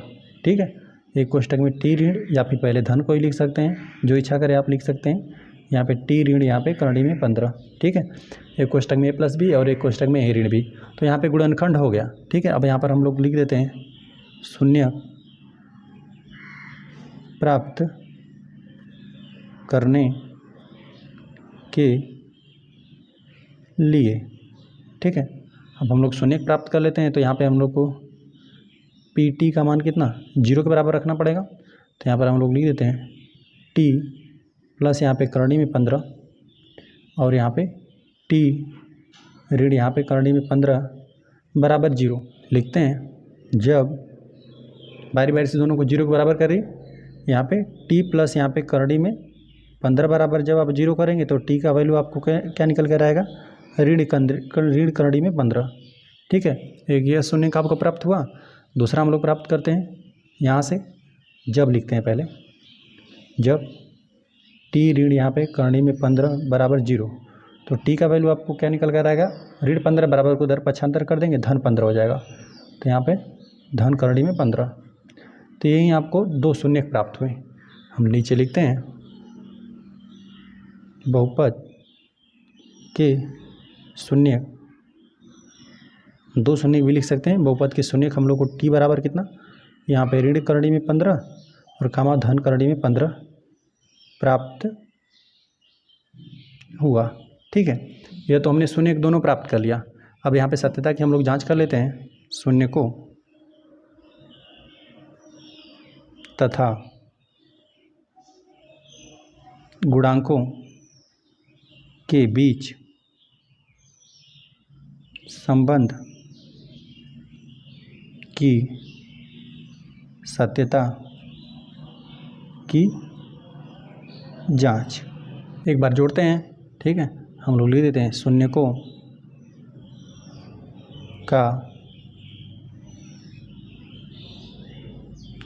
योगफल। तो यहाँ पे ऋण 15 है। ठीक है, ऋण करड़ी में 15 है और यहाँ पे धन करड़ी में 15 है। ठीक है, यहाँ पे कोष्टक खोल देंगे तो ऋणात्मक धनात्मक 0 ही हो जाएगा। ऋण करड़ी में 15 और यहाँ पे प्लस करड़ी में 15, जो कि आपको 0 मिला। तो देखिए यहाँ पर हम लोग का किस प्रकार से है, देखिए टी स्क्वायर ऋण 15 है ना, टी स्क्वायर ऋण 15 हम लोग का बहुपद है ऋण यहाँ पे टी स्क्वायर। तो यहाँ पे देखिए हम यहाँ पे प्लस यहाँ पे 0 इंटू टी लिख सकते हैं, क्योंकि यहाँ पे टी का गुणांक ही 0 था, इसीलिए यहाँ पर क्या है, टी का पद ही नहीं है। ठीक है, और यहाँ पे ऋण 15 हो गया। तो यहाँ पर जो हम लोग का यहाँ पे टी का गुणांक 0 है। अब यहाँ पर हम लोग को अल्फ़ा प्लस बीटा जोड़ना क्या है, यहाँ पर ना alpha into beta, alpha plus beta क्या होता है, ऋण बी बटा यहाँ पे ए होता है। तो यहाँ पे हम लोग को क्या लिखना है, देखिए ऋण का चिन्ह लिखना है और यहाँ पे बी क्या है, हम लोग को शून्य लिखना है और बटा यहाँ पे ए क्या है, यहाँ पे टी स्क्वायर का गुणांक है। ठीक है, तो टी स्क्वायर गुणांक क्या है, यहाँ पे 1 है। तो इसी प्रकार से लिखना है, यही हम लोग को लिखना है। तो यहाँ पे 0 को हम लोग लिख सकते हैं, है ना, ऋण 0 बटा हमने 1 लिख दिया, है ना। यहाँ पे सब है ना ऋणात्मक, ये सब 0 ही हो जाएगा। ठीक है, ये सब 0 ही हो जाएगा। बराबर यहाँ पर हम लिख देते हैं ऋण, यहाँ पे टी है ना, तो हम लोग लिखते हैं कि यहाँ पे टी का गुणांक रहेगा। ठीक है, टी का गुणांक और बटा यहाँ पे टी स्क्वायर का गुणांक। ठीक है, और यहाँ पर यह तो हो गया alpha into beta. Alpha into beta के लिए हमें क्या चाहिए, ये चाहिए, है ना, सी बटा ए। तो यहाँ पर हम लोग को सी क्या है, 15 बटा यहाँ पे ए स्क्वायर, मतलब यहाँ पे टी स्क्वायर का यहाँ पे गुणांक क्या है, ए, जो कि 1 है। तो यही आएगा, ऋण 15 ही आएगा। चलिए हम यहाँ पे गुणनफल ज्ञात करते हैं। लिखते हैं यहाँ पे शून्यकों का गुणनफल, गुणा कर दीजिए। यहाँ पे ऋण करड़ी में 15 है और धन करड़ी में 15 है। गुणा कर देंगे, ऋणात्मक धनात्मक राशि है, आपको एक ऋणात्मक संख्या ही प्राप्त होगी। देखिए करड़ी में 15 में गुणा कर देंगे, करड़ी समाप्त हो जाएगी, सिर्फ आपको 15 मिलेगा। ठीक है, तो यही हमें चाहिए। यहाँ पे ऋण यहाँ पे 15 बटा यहाँ पे 1 चाहिए, तो बटा यहाँ पे 1 लिख देते हैं हम। ठीक है, किसी संख्या में 1 से भाग देंगे तो वही संख्या रहेगी, तो यही हम लोग का प्राप्त हो जाएगा। ठीक है, बराबर यहाँ पे ये हम लोग का अचर पद है। ठीक है, इस बहुपद का यही हम लोग का अचर पद है, लिख देते हैं हम लोग अचर पद। और बटा यहाँ पे टी स्क्वायर का गुणांक क्या है, 1 है, इसी के लिए हम लिख देते हैं यहाँ पे टी स्क्वायर का गुणांक। ठीक है, तो इस प्रकार से यह वाला भी प्रश्न हम लोग का 5वां भी हल हो गया। चलिए आ जाते हैं हम लोग क्वेश्चन नंबर 6 पे। क्वेश्चन नंबर 6 दे दिया गया है ना, 3x² ऋण x है और यहाँ पे ऋण 4 है। चलिए प्रश्न को हम लोग एक बार नोट करते हैं। 3x² ऋण x है और यहाँ पे ऋण 4 है। ठीक है, हम लोग लिख देते हैं इसको माना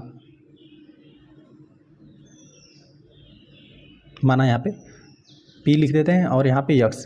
ठीक है, पॉलिनोमियल और x इसमें 4 है। 3x² ऋण यहाँ पे x और यहाँ पे ऋण 4 है। अब देखिए, अब यहाँ पे 3 पद है ना। ठीक है, द्विघात बहुपद है तो यहाँ पर हम लोग गुणा करना पड़ेगा यहाँ पे, है ना। यहाँ पे देखिए 3x² का यहाँ पे ऋण 4 में गुणा कर देंगे। यहाँ पे 3x² का यहाँ पे ऋण 4 है, ठीक है। अब देखिए गुणा कर देंगे हम लोग ना, तो ऋणात्मक या धनात्मक या ऋणात्मक गुणा होकर ऋणात्मक की संख्या मिलेगी। 4 3 12 मिलेगा, 12 इंटू एक्स स्क्वायर, ठीक है। अब हम लोग को दो ऐसी संख्याएं चाहिए ना जिनका हम लोग आपस में गुणा कर दें तो यह मिले, लेकिन उन्हें हमें जोड़ देना तो यहाँ पे ऋण एक्स मिलना चाहिए। ये जो मध्य वाला पद है यह हमें मिलना चाहिए, ठीक है। तो यहाँ पे देख रहे हैं ना कि यह देखिए यह धनात्मक है और यह भी ऋणात्मक है, यह धनात्मक है ऋणात्मक, तो जो यहाँ पर हमें मध्य पद चाहिए ना वो भी हमें धनात्मक ऋणात्मक चाहिए। और यहाँ पे ऋणात्मक चिन्ह है ना, तो यह बता रहा है कि ऋणात्मक वाली संख्या आपको अधिक लेनी है, ठीक है, तभी ऋणात्मक बचेगा। चलिए तो इसका गुणनखंड करेंगे तो यही गुणनखंड तो यही होगा इसका, 4 3 12 ही होगा, 4 गुणते 3, 4 3 12, और क्या हो जाएगा यहाँ पे 3 दूना 6, 6 दूना 12 भी आपको मिलेगा, ठीक है, और 12 गुणते 1 भी आपको मिलेगा, तो आपको यहीं से मिलेगा, है ना। यदि आप देखिए 4 में से आप घटा देंगे 3 ना, तो सिर्फ 1 मिलेगा आपको, तो यहीं से आपको मिलेगा। हम बता देते हैं यहाँ पे क्या मिलेगा, यहाँ पे x लगा दीजिए, यहाँ पे ऋण 4x कर दीजिए क्योंकि ऋणात्मक संख्या में अधिक चाहिए ना, और यहाँ पे धन 3 कर दीजिए, धन 3x, ऋण 4x में यहाँ पे धन 3x आप जोड़ेंगे ना तो यहाँ पे ऋण x आपको मिलेगा, यही आपको मध्य पद मिलेगा। और साथ ही साथ यहाँ पे ऋण 4x का आप गुणा कर देंगे 3x में तो धनात्मक ऋणात्मक हो गए, ऋणात्मक संख्या मिलेगी, 4 3 12 मिलेगा, x में x से गुणा कर देंगे एक्स स्क्वायर मिलेगा, तो यही आपको मिलेगा, पहले और अंतिम पद का गुणनफल मिलेगा। और यदि आप इनको जोड़ दें इन दोनों संख्याओं को तो यही मध्य पद मिलना चाहिए, ठीक है। तो यही हम लोग को मिला, यहाँ पर मध्य पद ऋण x के स्थान पर अब हम लोग क्या यही नोट करेंगे, ठीक है। तो हम लोग लिखते हैं यहाँ पे px बराबर यहाँ पे 3x स्क्वायर। अब यहाँ पर हम लोगों ने यही लेकर आया था ऋण 4x, ऋण 4x धन यहाँ पे 3x और यहाँ पे ऋण 4। अब यहाँ पे कुल 4 पदों में विभाजित हो गया। अब चलिए दो पदों को साथ में लीजिए, इसको इसको और इसको इसको, ठीक है। तो यहाँ पे इन दोनों पदों में से जो भी उभयनिष्ठ है उभयनिष्ठ कर लीजिए। तो यहाँ से सिर्फ चर उभयनिष्ठ है यक्स, है ना, तो यक्स को उभयनिष्ठ कर लेते हैं। यहाँ पे 3 बचेगा और यहाँ पे 2 बार यक्स था तो 1 बार यक्स बचा हुआ है, ऋण यहाँ पे यक्स आपने उभयनिष्ठ कर लिया, सिर्फ 4 बचा। अब यहाँ पे देख रहे हैं यही सेम चीज़ हमें चाहिए, ठीक है। तो यहाँ से +1 आप उभयनिष्ठ कर लीजिए, ठीक है, 3x यहाँ पे ऋण 4, इसको पूरे को कोष्टक में लिख दीजिए। पहले 4 पदों में था, अब कुल 2 पदों में हो गया। अब दोनों पदों में से 3x ऋण 4 उभयनिष्ठ है, हम लोग उभयनिष्ठ ले रहे हैं। px बराबर यहाँ पर हो जाएगा 3x ऋण 4 उभयनिष्ठ। अब दूसरे कोष्टक में क्या बचा, x + 1 बचा। तो इस प्रकार से गुणनखंड हो गया। अब हम लोग क्या कर देते हैं, शून्य ज्ञात करने के लिए px बराबर 0 प्रतिस्थापित कर देते हैं। हम लोग लिख देते हैं शून्यक प्राप्त करने के लिए, शून्य प्राप्त करने के लिए px बराबर हम लोग को क्या 0 रखना पड़ेगा। तो px जो भी यहाँ पर गुणनखंड है बहुपद का, यहाँ पे 3x ऋण 4 हो जाएगा, कोष्टक बंद, x + 1 बराबर यहाँ पे 0। अब बारी बारी से दोनों को 0 करिए।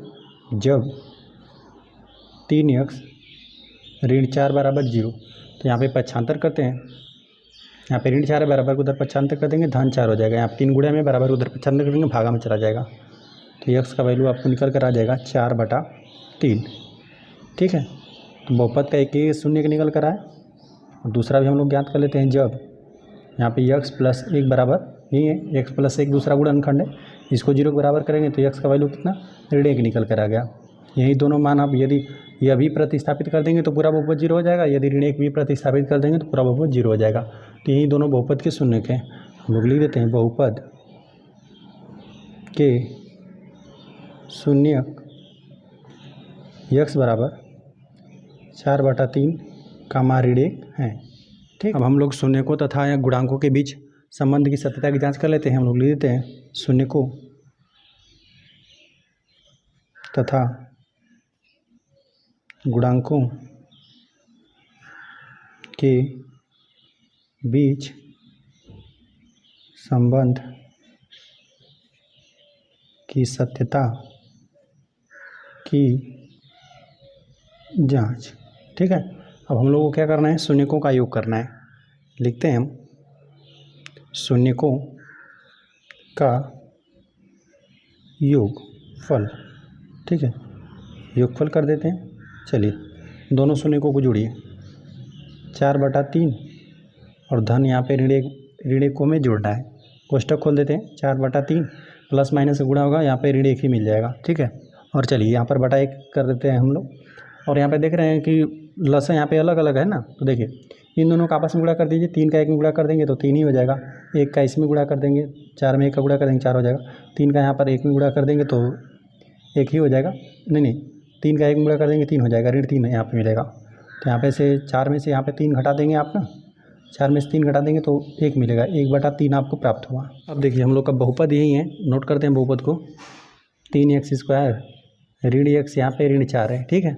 तो अल्फा धन बीटा मतलब यहाँ पे शून्यकों का योगफल हमें क्या चाहिए, ऋण b/a मतलब यही चाहिए, x का गुणांक क्या है ऋण 1 चाहिए और यहाँ पे ऋण 1 चाहिए और बटा में यहाँ पे 3 चाहिए, ठीक है। और यह कोष्टक में है ऋण b जो है हम लोग का x का गुणांक है, x का गुणांक क्या है ऋणात्मक 1 है और यहाँ पे ऋण भी हमें बाहर चाहिए, ठीक है। एक तो ऋण चिन्ह रहेगा और b का मान क्या है यहाँ पे ऋण 1 है। देखिए यहाँ पर a है ना, x² का गुणांक यहाँ पे 3 है और जो b है वो क्या है हम लोग का ऋण 1 है और c क्या है पूरा अचर पद यहाँ पे ऋण 4 है, ठीक है। तो यहाँ पर हम लोग को यहाँ पे ऋण भी चाहिए और फिर यहाँ पे ऋण 1 बटा यहाँ पे 3 चाहिए, तो इसको इस प्रकार से लिख दीजिए, ठीक है। देखिए आपस में ऋण में ऋण का गुणा होकर धनात्मक ही मिलेगा, ठीक है। यहाँ पर हम लोग ऋण लिख देते हैं और ऋण 1 को अलग लिख देते हैं और यहाँ पे बटे में 3 को लिख देते हैं, ठीक है। अब यहाँ पे ऋण हो गया, अब आप देखेंगे ऋण 1 क्या है, यही x का गुणांक है, ठीक है। अब हम लोग लिख देते हैं x का गुणांक है, ठीक है। और बटा 3 है जो है वो हम लोग का क्या है x² का गुणांक है, x² का गुणांक। चलिए शून्यकों का योगफल हो गया, ठीक है। यही हमने शून्यकों को जोड़ा तो यही ऋण x का गुणांक मिला बटे यहाँ पे x² का। चलिए यहाँ पर हम लोग योगफल हो गया, गुणनफल लिखते हैं, शून्यकों का गुणनफल करते हैं। 4/3 है, एक शून्य और दूसरा हम लोग का ऋण 1 है। यहाँ पे ऋण 1 का गुणा करेंगे, बस यहाँ पे चिन्ह ऋणात्मक हो जाएगा, ऋण यहाँ पे 4/3 प्राप्त हुआ, ठीक है। तो देखिए यहाँ पर योगफल तो हो गया, यहाँ पे गुणनफल, यदि शून्य को गुणनफल किया जाएगा तो हमें क्या चाहिए अचर पद c/a चाहिए होता है, ठीक है। अचर पद हम लोग का क्या है ऋण 4 है, तो यहाँ पे हमें ऋण 4 चाहिए अंश में और हर में क्या चाहिए a का मान यहाँ पे x² गुणांक क्या है 3 है, तो ऋण 4/3 चाहिए। तो यहाँ पर है ही ऋण 4/3, इसको हम लोग चलिए इस प्रकार से लिख देते हैं, ऋण 4 और बटा यहाँ पे 3 हमने लिख दिया, ठीक है। अब यहाँ पर हम लोग लिख देते हैं अचर पद बटे यहाँ पे x² का गुणांक, ठीक है। तो इस प्रकार से हमने जो भी बहुपद दिया था उसका हमने गुणनखंड करके यहाँ पे शून्य ज्ञात किया, ठीक है, बराबर 0 कर देंगे, फिर शून्य ज्ञात कर लेंगे और फिर एक बार क्या कर देंगे शून्यकों को जोड़ देंगे, ठीक है। शून्यकों को जोड़ देंगे तो ऋण मिलेगा x का गुणांक बटे यहाँ पे x² का गुणांक। वहीं जब शून्यकों का गुणनफल कर देंगे तो आपको अचर पद मिलेगा बटा यहाँ पे x² का गुणांक मिलेगा। यही हो गया शून्यकों के बीच संबंध की सत्यता की जाँच हो गया। आ जाते हैं हम लोग क्वेश्चन नंबर 2 पे। क्वेश्चन नंबर 2 दिया गया है ना, एक द्विघात बहुपद ज्ञात कीजिए जिसके शून्यकों का योग तथा गुणनफल क्रमशः दी गई संख्याएं हैं। अब यहाँ पर पहला प्रश्न हमें दे दिया गया है ना, यहाँ पे शून्यकों का यह योग दिया हुआ है, ठीक है। शून्यकों का योग यहाँ पर दिया हुआ है 1/4 और यहाँ पे शून्यकों का गुणनफल यहाँ पे दिया हुआ है ऋण 1। अब यहाँ पे शून्यकों का योग दिया हुआ है करणी में 2 और यहाँ पे शून्यकों का गुणनफल दिया हुआ है यही 1/3 दिया हुआ है। तो इसी प्रकार से ना देखिए यहाँ पे यह बहुपद ज्ञात करने के लिए ना, देखिए हम पीछे बताए थे, देखिए आपको यह याद होना चाहिए, ठीक है। यहाँ पे व्यापक रूप में, ठीक है, व्यापक रूप में यदि अल्फा और बीटा द्विघात बहुपद px बराबर ax² plus bx plus c, जहाँ a जो है 0 के बराबर नहीं होना चाहिए, ठीक है, कि शून्य को अल्फा बीटा कोई बहुपद हो उसके शून्य को, तो जाहिर सी बात है उसका यही गुणनखंड रहा होगा। यदि बहुपद का गुणनखंड करेंगे तो यही x माइनस अल्फा आएगा ना, तो इसका यदि गुणनखंड एक आया, ठीक है। अभी हम लोगों ने बहुपदों को गुणनखंड किया तो अल्फा मान लेते हैं इस तरह से x minus alpha x minus beta आ रहा था, तो इसके बहुपद का शून्य कौन बन रहा था, ये अल्फा बनेगा, है ना। अल्फा प्रतिस्थापित करें यहाँ पे, अल्फा में से अल्फा घट क्या हो जाएगा 0 हो जाएगा, तो यहाँ पर गुणनखंड क्या बनेगा, मतलब बहुपद का शून्य क्या बनेगा अल्फा बनेगा। यहाँ पे गुणनखंड करने पर यहाँ x माइनस बीटा आया है ना, तो यहाँ पर बीटा प्रतिस्थापित कर देंगे तो पूरा बहुपद क्या हो जाएगा शून्य हो जाएगा। तो यहाँ पर बीटा भी क्या हो जाएगा इस बहुपद का शून्य होगा कि गुणनखंड हैं होते हैं, ठीक है। अतः यहाँ पर देखिए इसी को आपको याद रखना है, ठीक है। ax² प्लस bx प्लस यहाँ पे c बराबर, इसी को आपको याद रखना है, k है और बड़े कोष्टक में है x² ऋण alpha plus beta, alpha plus beta क्या है शून्यकों का योग है into x plus alpha into beta. कई बार प्रश्न करेंगे ऑटोमेटिक याद हो जाएगा, ठीक है, तो इसको याद होना चाहिए। चलिए हम लोग पहले प्रश्न को यहाँ पे नोट करते हैं, है ना, जो कि हमें दिया हुआ है 1/4 और यहाँ पे ऋण 1 दिया हुआ है, ठीक है। चलिए हम यहाँ पे नोट करते हैं, हल करने वाले हम लोग दूसरे वाले प्रश्न में भी हम लोग पहला प्रश्न, ठीक है, जो कि हमें पहले दे दिया गया था ना, शून्यकों का योग। नोट करते हैं, शून्यकों का योग, ठीक है। तो चलिए इसको अल्फ़ा प्लस बीटा करके हम लिख देते हैं। तो यह हमें दे दिया गया था 1/4, ठीक है, यही दिया हुआ था। और यहाँ पे शून्यकों का हम गुणनफल लिखते हैं, शून्यकों का गुणनफल हमें दे दिया गया है, यहाँ पे ऋण 1 दिया हुआ है, ठीक है। चलिए यहाँ पर हम लोग लिख देते हैं, यहाँ पर ना शून्य को गुणनफल अल्फ़ा इंटू बीटा हम एक बार लिख देते हैं, यहाँ पे अल्फ़ा इंटू बीटा, जो कि हमें ऋण 1 दिया हुआ था, ठीक है। अब यहाँ पे द्विघात बहुपद हम लिख देते हैं, द्विघात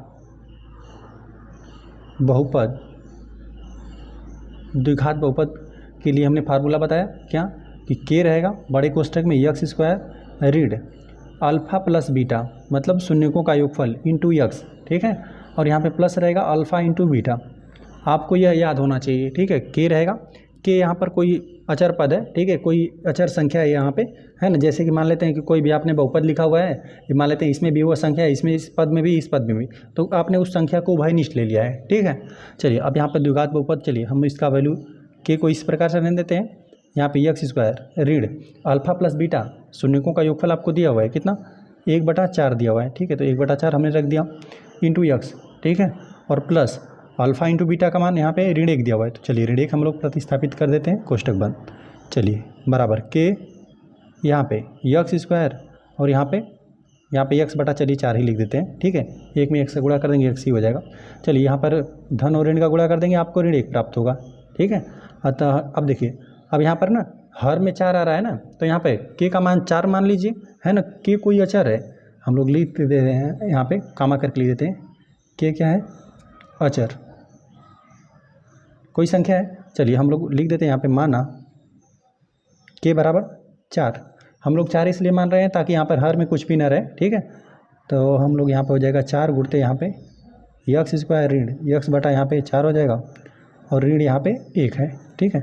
अब 4 का यहाँ पे तीनों पदों में गुणा कर दीजिए, तो यहाँ पे यक्स स्क्वायर में गुणा कर देंगे तो 4x स्क्वायर हो जाएगा। अब यहाँ पर गुणा कर देंगे यक्स में, तो अंश और हर में 4 हो जाएगा, जो कि आपस में विभाजित हो जाएगा, सिर्फ आपको यक्स मिलेगा। अब यहाँ पे 4 का यहाँ पे 1 में गुणा कर देंगे तो यहाँ पे ऋण 4 मिल जाएगा, ठीक है। तो यही आपको अभीष्ट द्विघात बहुपद प्राप्त हुआ। अतः लिख देते हैं यहाँ पे, अभीष्ट द्विघात बहुपद हम लोग को क्या मिला, 4x स्क्वायर ऋण यक्स, यहाँ पे ऋण 4 प्राप्त हुआ, ठीक है। आ जाते हैं हम लोग सेकंड वाले प्रश्न पे। सेकंड वाले प्रश्न में देखिए, यही हमें दे दिया गया है, शून्यकों का यहाँ पे योग दे दिया गया है करनी में 2, और यहाँ पे शून्यकों का यहाँ पे गुणनफल दे दिया गया है 1/3, ठीक है। चलिए नोट करते हैं, लिखते हैं, शून्यकों का योगफल, शून्यकों का योगफल अल्फ़ा प्लस बीटा कर देते हैं, जो कि हमें दे दिया गया है करनी में 2, ठीक है। और यहाँ पे शून्यकों का गुणनफल, शून्यकों का गुणनफल अल्फ़ा इंटू बीटा हमें दे दिया गया है ना, 1/3 दे दिया गया है। तो इसके लिए हम लोग यहाँ पे व्यापक रूप में लिखते हैं, ठीक है, ax square plus bx plus यहाँ पे c बराबर, हम लोग को यही याद होना चाहिए के, और कोष्ठक में यदि कोई हम लोग के पास इस तरह से बहुपद है, यदि अल्फ़ा और बीटा उसके 2 शून्यक हैं, तो यहाँ पे होना चाहिए यक्स स्क्वायर ऋण यहाँ पे alpha plus beta into x plus alpha into beta, ठीक है। और यहाँ पर हम लोग लिख देते हैं, जहाँ के अचर है, देखिए के जो अचर है ना, इससे कंफ्यूज नहीं होना है। देखिए जैसे हमने यहाँ पर कोई बहुपद लिख दें, जैसे हमने लिख दिया 5 लिख दिया, ठीक है। अब यक्स स्क्वायर लिख दिया, हमने ऋण 20 लिख दिया, यक्स लिख दिया, ठीक है। और यहाँ पे ऋण हमने 15 लिख दिया, ठीक है। इस प्रकार से हमने द्विघात बहुपद लिख दिया। अब देख रहे हैं ना कि 5 इसमें भी है, 5 इसमें भी है, 5 इसमें भी है, ठीक है। तो बस ऐसा समझिए कि 5 यहाँ पे सिंपली क्या कर दिया गया, उभयनिष्ठ कर दिया गया है। यक्स स्क्वायर बचा यहाँ पे ऋण 5 चौको 20, 4 यक्स मिला, और यहाँ पर ऋण 3 मिल गया, ठीक है। बस सेम यही चीज़ है, जो यहाँ पर कॉमन ले लें सब में से आप ना, यही है ना, यही इसी को क्या कह रहा है, अचर कह रहा है। यदि हम लोग यहीं बहुपद बना रहे हैं ना, तो यदि हर में कोई संख्या आ जा रहा है तो अंश में आप उसको मान लीजिए, ठीक है, ताकि ये सब कुछ अंश में ही आ जाए। और यदि सब कुछ अंश में ही रहेगा तो के का मान 1 मान लीजिए, आपको कुछ न कुछ यहाँ पे के मानना पड़ेगा, ठीक है, तभी आप यहाँ पे बहुपद प्राप्त कर पाएंगे, ठीक है, अपने सुविधानुसार, ठीक है। चलिए हम कई प्रश्न हल करेंगे, ऑटोमेटिक समझ में आ जाएगा। देखिए अब यहाँ पर हम लोग ना रखते हैं के बराबर, देखिए के है कोष्टक में x² और यहाँ पर ऋण अल्फा प्लस बीटा, शून्यकों का योग जो है उसको प्रतिस्थापित कर दीजिए। यहाँ पे करणी में 2 है, ठीक है, करणी में 2 है, into x plus alpha into beta शून्यकों का गुणनफल 1/3 दिया हुआ है। अब देखिए हर में 3 आ गया ना, यदि सब कुछ अंश में रहता तो हम लोग के बराबर सिंपली 1 लिख देते हैं, लेकिन यहाँ पे हर में 3 आ गया तो क्या कर दें, के का मान यहाँ पे 3 रख देते हैं, माना लिख दीजिए, माना के बराबर 3, ठीक है, के का मान 3 प्रतिस्थापित करिए तो क्या हो जाएगा, यहाँ पे 3 हो जाएगा, कोष्टक में x² ऋण यहाँ पे करणी में 2x प्लस यहाँ पे 1/3। अब यहाँ पे 3 का ना तीनों पदों में गुणा कर दीजिए, 3 का जब यहाँ पहले पद में गुणा कर दिया जाएगा तो 3x² हो जाएगा, ऋण यहाँ पे जब दूसरे पद में गुणा कर देंगे तो 3 करणी में 2 इंटू x हो जाएगा, ठीक है। अब यहाँ पर 3 में गुणा कर देंगे, यहाँ पे अंश में आ जाएगा 3, ठीक है, तो अंश में 3 और हर में 3 विभाजित हो जाएगा, सिर्फ आपको यहाँ पे 1 मिलेगा, तो यही आपको बहुपद मिला, ax² प्लस bx प्लस यहाँ पे c, यही आपको अभीष्ट बहुपद मिला। अतः हम लोग लिख देते हैं अभीष्ट द्विघात बहुपद हम लोग को यही मिला, 3x² ऋण 3 करणी में 2 x प्लस 1 है। आ जाते हैं यहाँ पे थर्ड वाले प्रश्न पे। थर्ड वाला प्रश्न दे दिया गया है 0 और करणी में 15 है, मतलब यहाँ पे शून्यकों का योग दे दिया गया है 0 और गुणनफल दिया हुआ है करणी में 5, ठीक है, नोट करते हैं इसको भी। थर्ड प्रश्न लिखते हैं, शून्यकों का योगफल अल्फा प्लस बीटा, जो कि हमें दे दिया गया है 0। अब यहाँ पर लिखते हैं शून्यकों का गुणनफल अल्फा इंटू बीटा, जो कि हमें दे दिया गया है करणी में 5, ठीक है। फार्मूला लिखते हैं ax² plus bx plus c बराबर क्या होता है, के होता है, कोष्टक में x², यहाँ पे ऋण रहता है और यहाँ पे अल्फा प्लस बीटा शून्यकों का योगफल रहता है इंटू x, यहाँ पे धन रहता है, अल्फा इंटू बीटा, जहाँ पर हम लोग लिख देते हैं, जहाँ के जो है हम लोग का क्या है, कोई अचर है, कोई वास्तविक संख्या है। चलिए यहाँ पर हम लोग इसको और हल करते हैं ना, के रहने देते हैं, x² शून्यकों का योगफल रखिए, शून्यकों का योगफल तो 0 है, तो 0 में x का गुणा कर देंगे तो पूरा 0 ही हो जाएगा, प्लस यहाँ पे अल्फा इंटू बीटा क्या है, करणी में 5 है, कोष्टक बंद करते हैं, के हो गया x² और यहाँ पे 0 में यहाँ पे x का गुणा कर दिया गया, सब कुछ 0 हो गया, यह समाप्ति हो जाएगा पद, प्लस यहाँ पे सिर्फ करणी में यहाँ पे 5 बचा, ठीक है। तो अब देख रहे हैं सब कुछ यहाँ पे अंश में है, तो के बराबर सिंपली क्या 1 मान लीजिए, लिख देते हैं, माना के बराबर 1, तब यहाँ पर क्या हो जाएगा बराबर, यहाँ पे सिर्फ यही बचा x² प्लस करणी में 5 बचा, ठीक है, के स्थान पर हमने 1 मान लिया, तो x² प्लस यहाँ पे करणी में 5 बचा, यहाँ पर हम लोग ये नोट कर देते हैं ax² plus bx plus c, ठीक है। अतः लिख देते हैं, अतः अभीष्ट द्विघात बहुपद x² प्लस करणी में 5 प्राप्त हुआ, ठीक है। चलिए आ जाते हैं हम लोग चौथे वाले प्रश्न पे। चौथा हमें दे दिया गया है ना 1, है, ठीक है। चलिए इसको भी नोट करते हैं।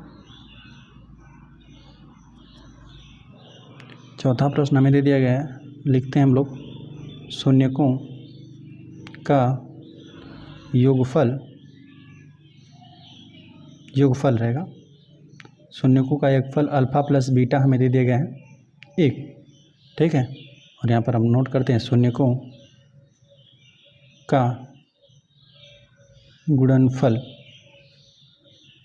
अल्फा इंटू बीटा, यह भी हमें एक ही दे दिया गया है, ठीक है।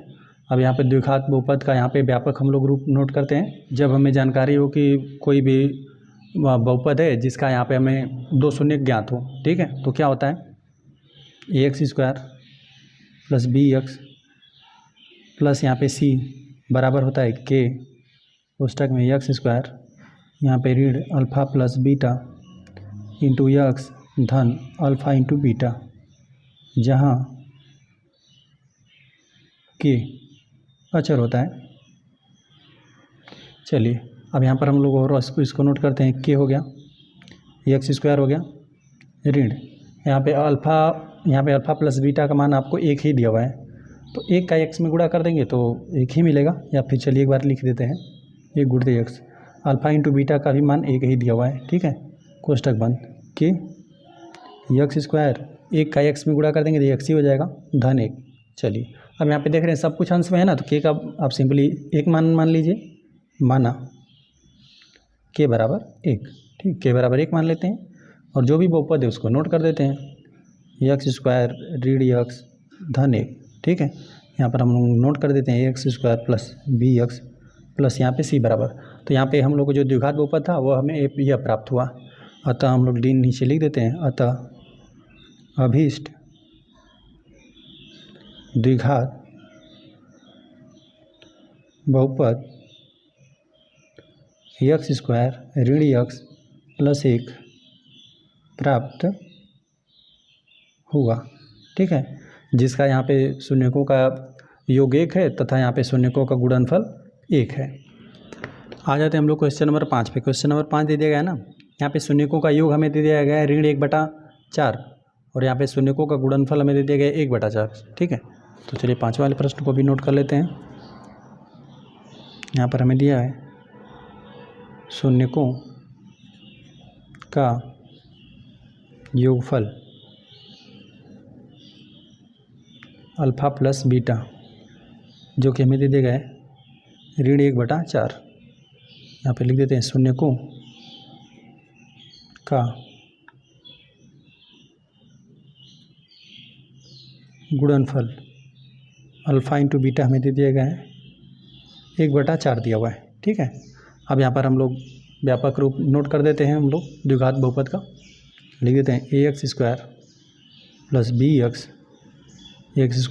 एक्स प्लस सी बराबर होता है के कोष्टक में एक्स स्क्वायर ऋण अल्फ़ा धन beta into x plus alpha into beta, ठीक है, जहाँ के क्या है, एक अचर है, ठीक है।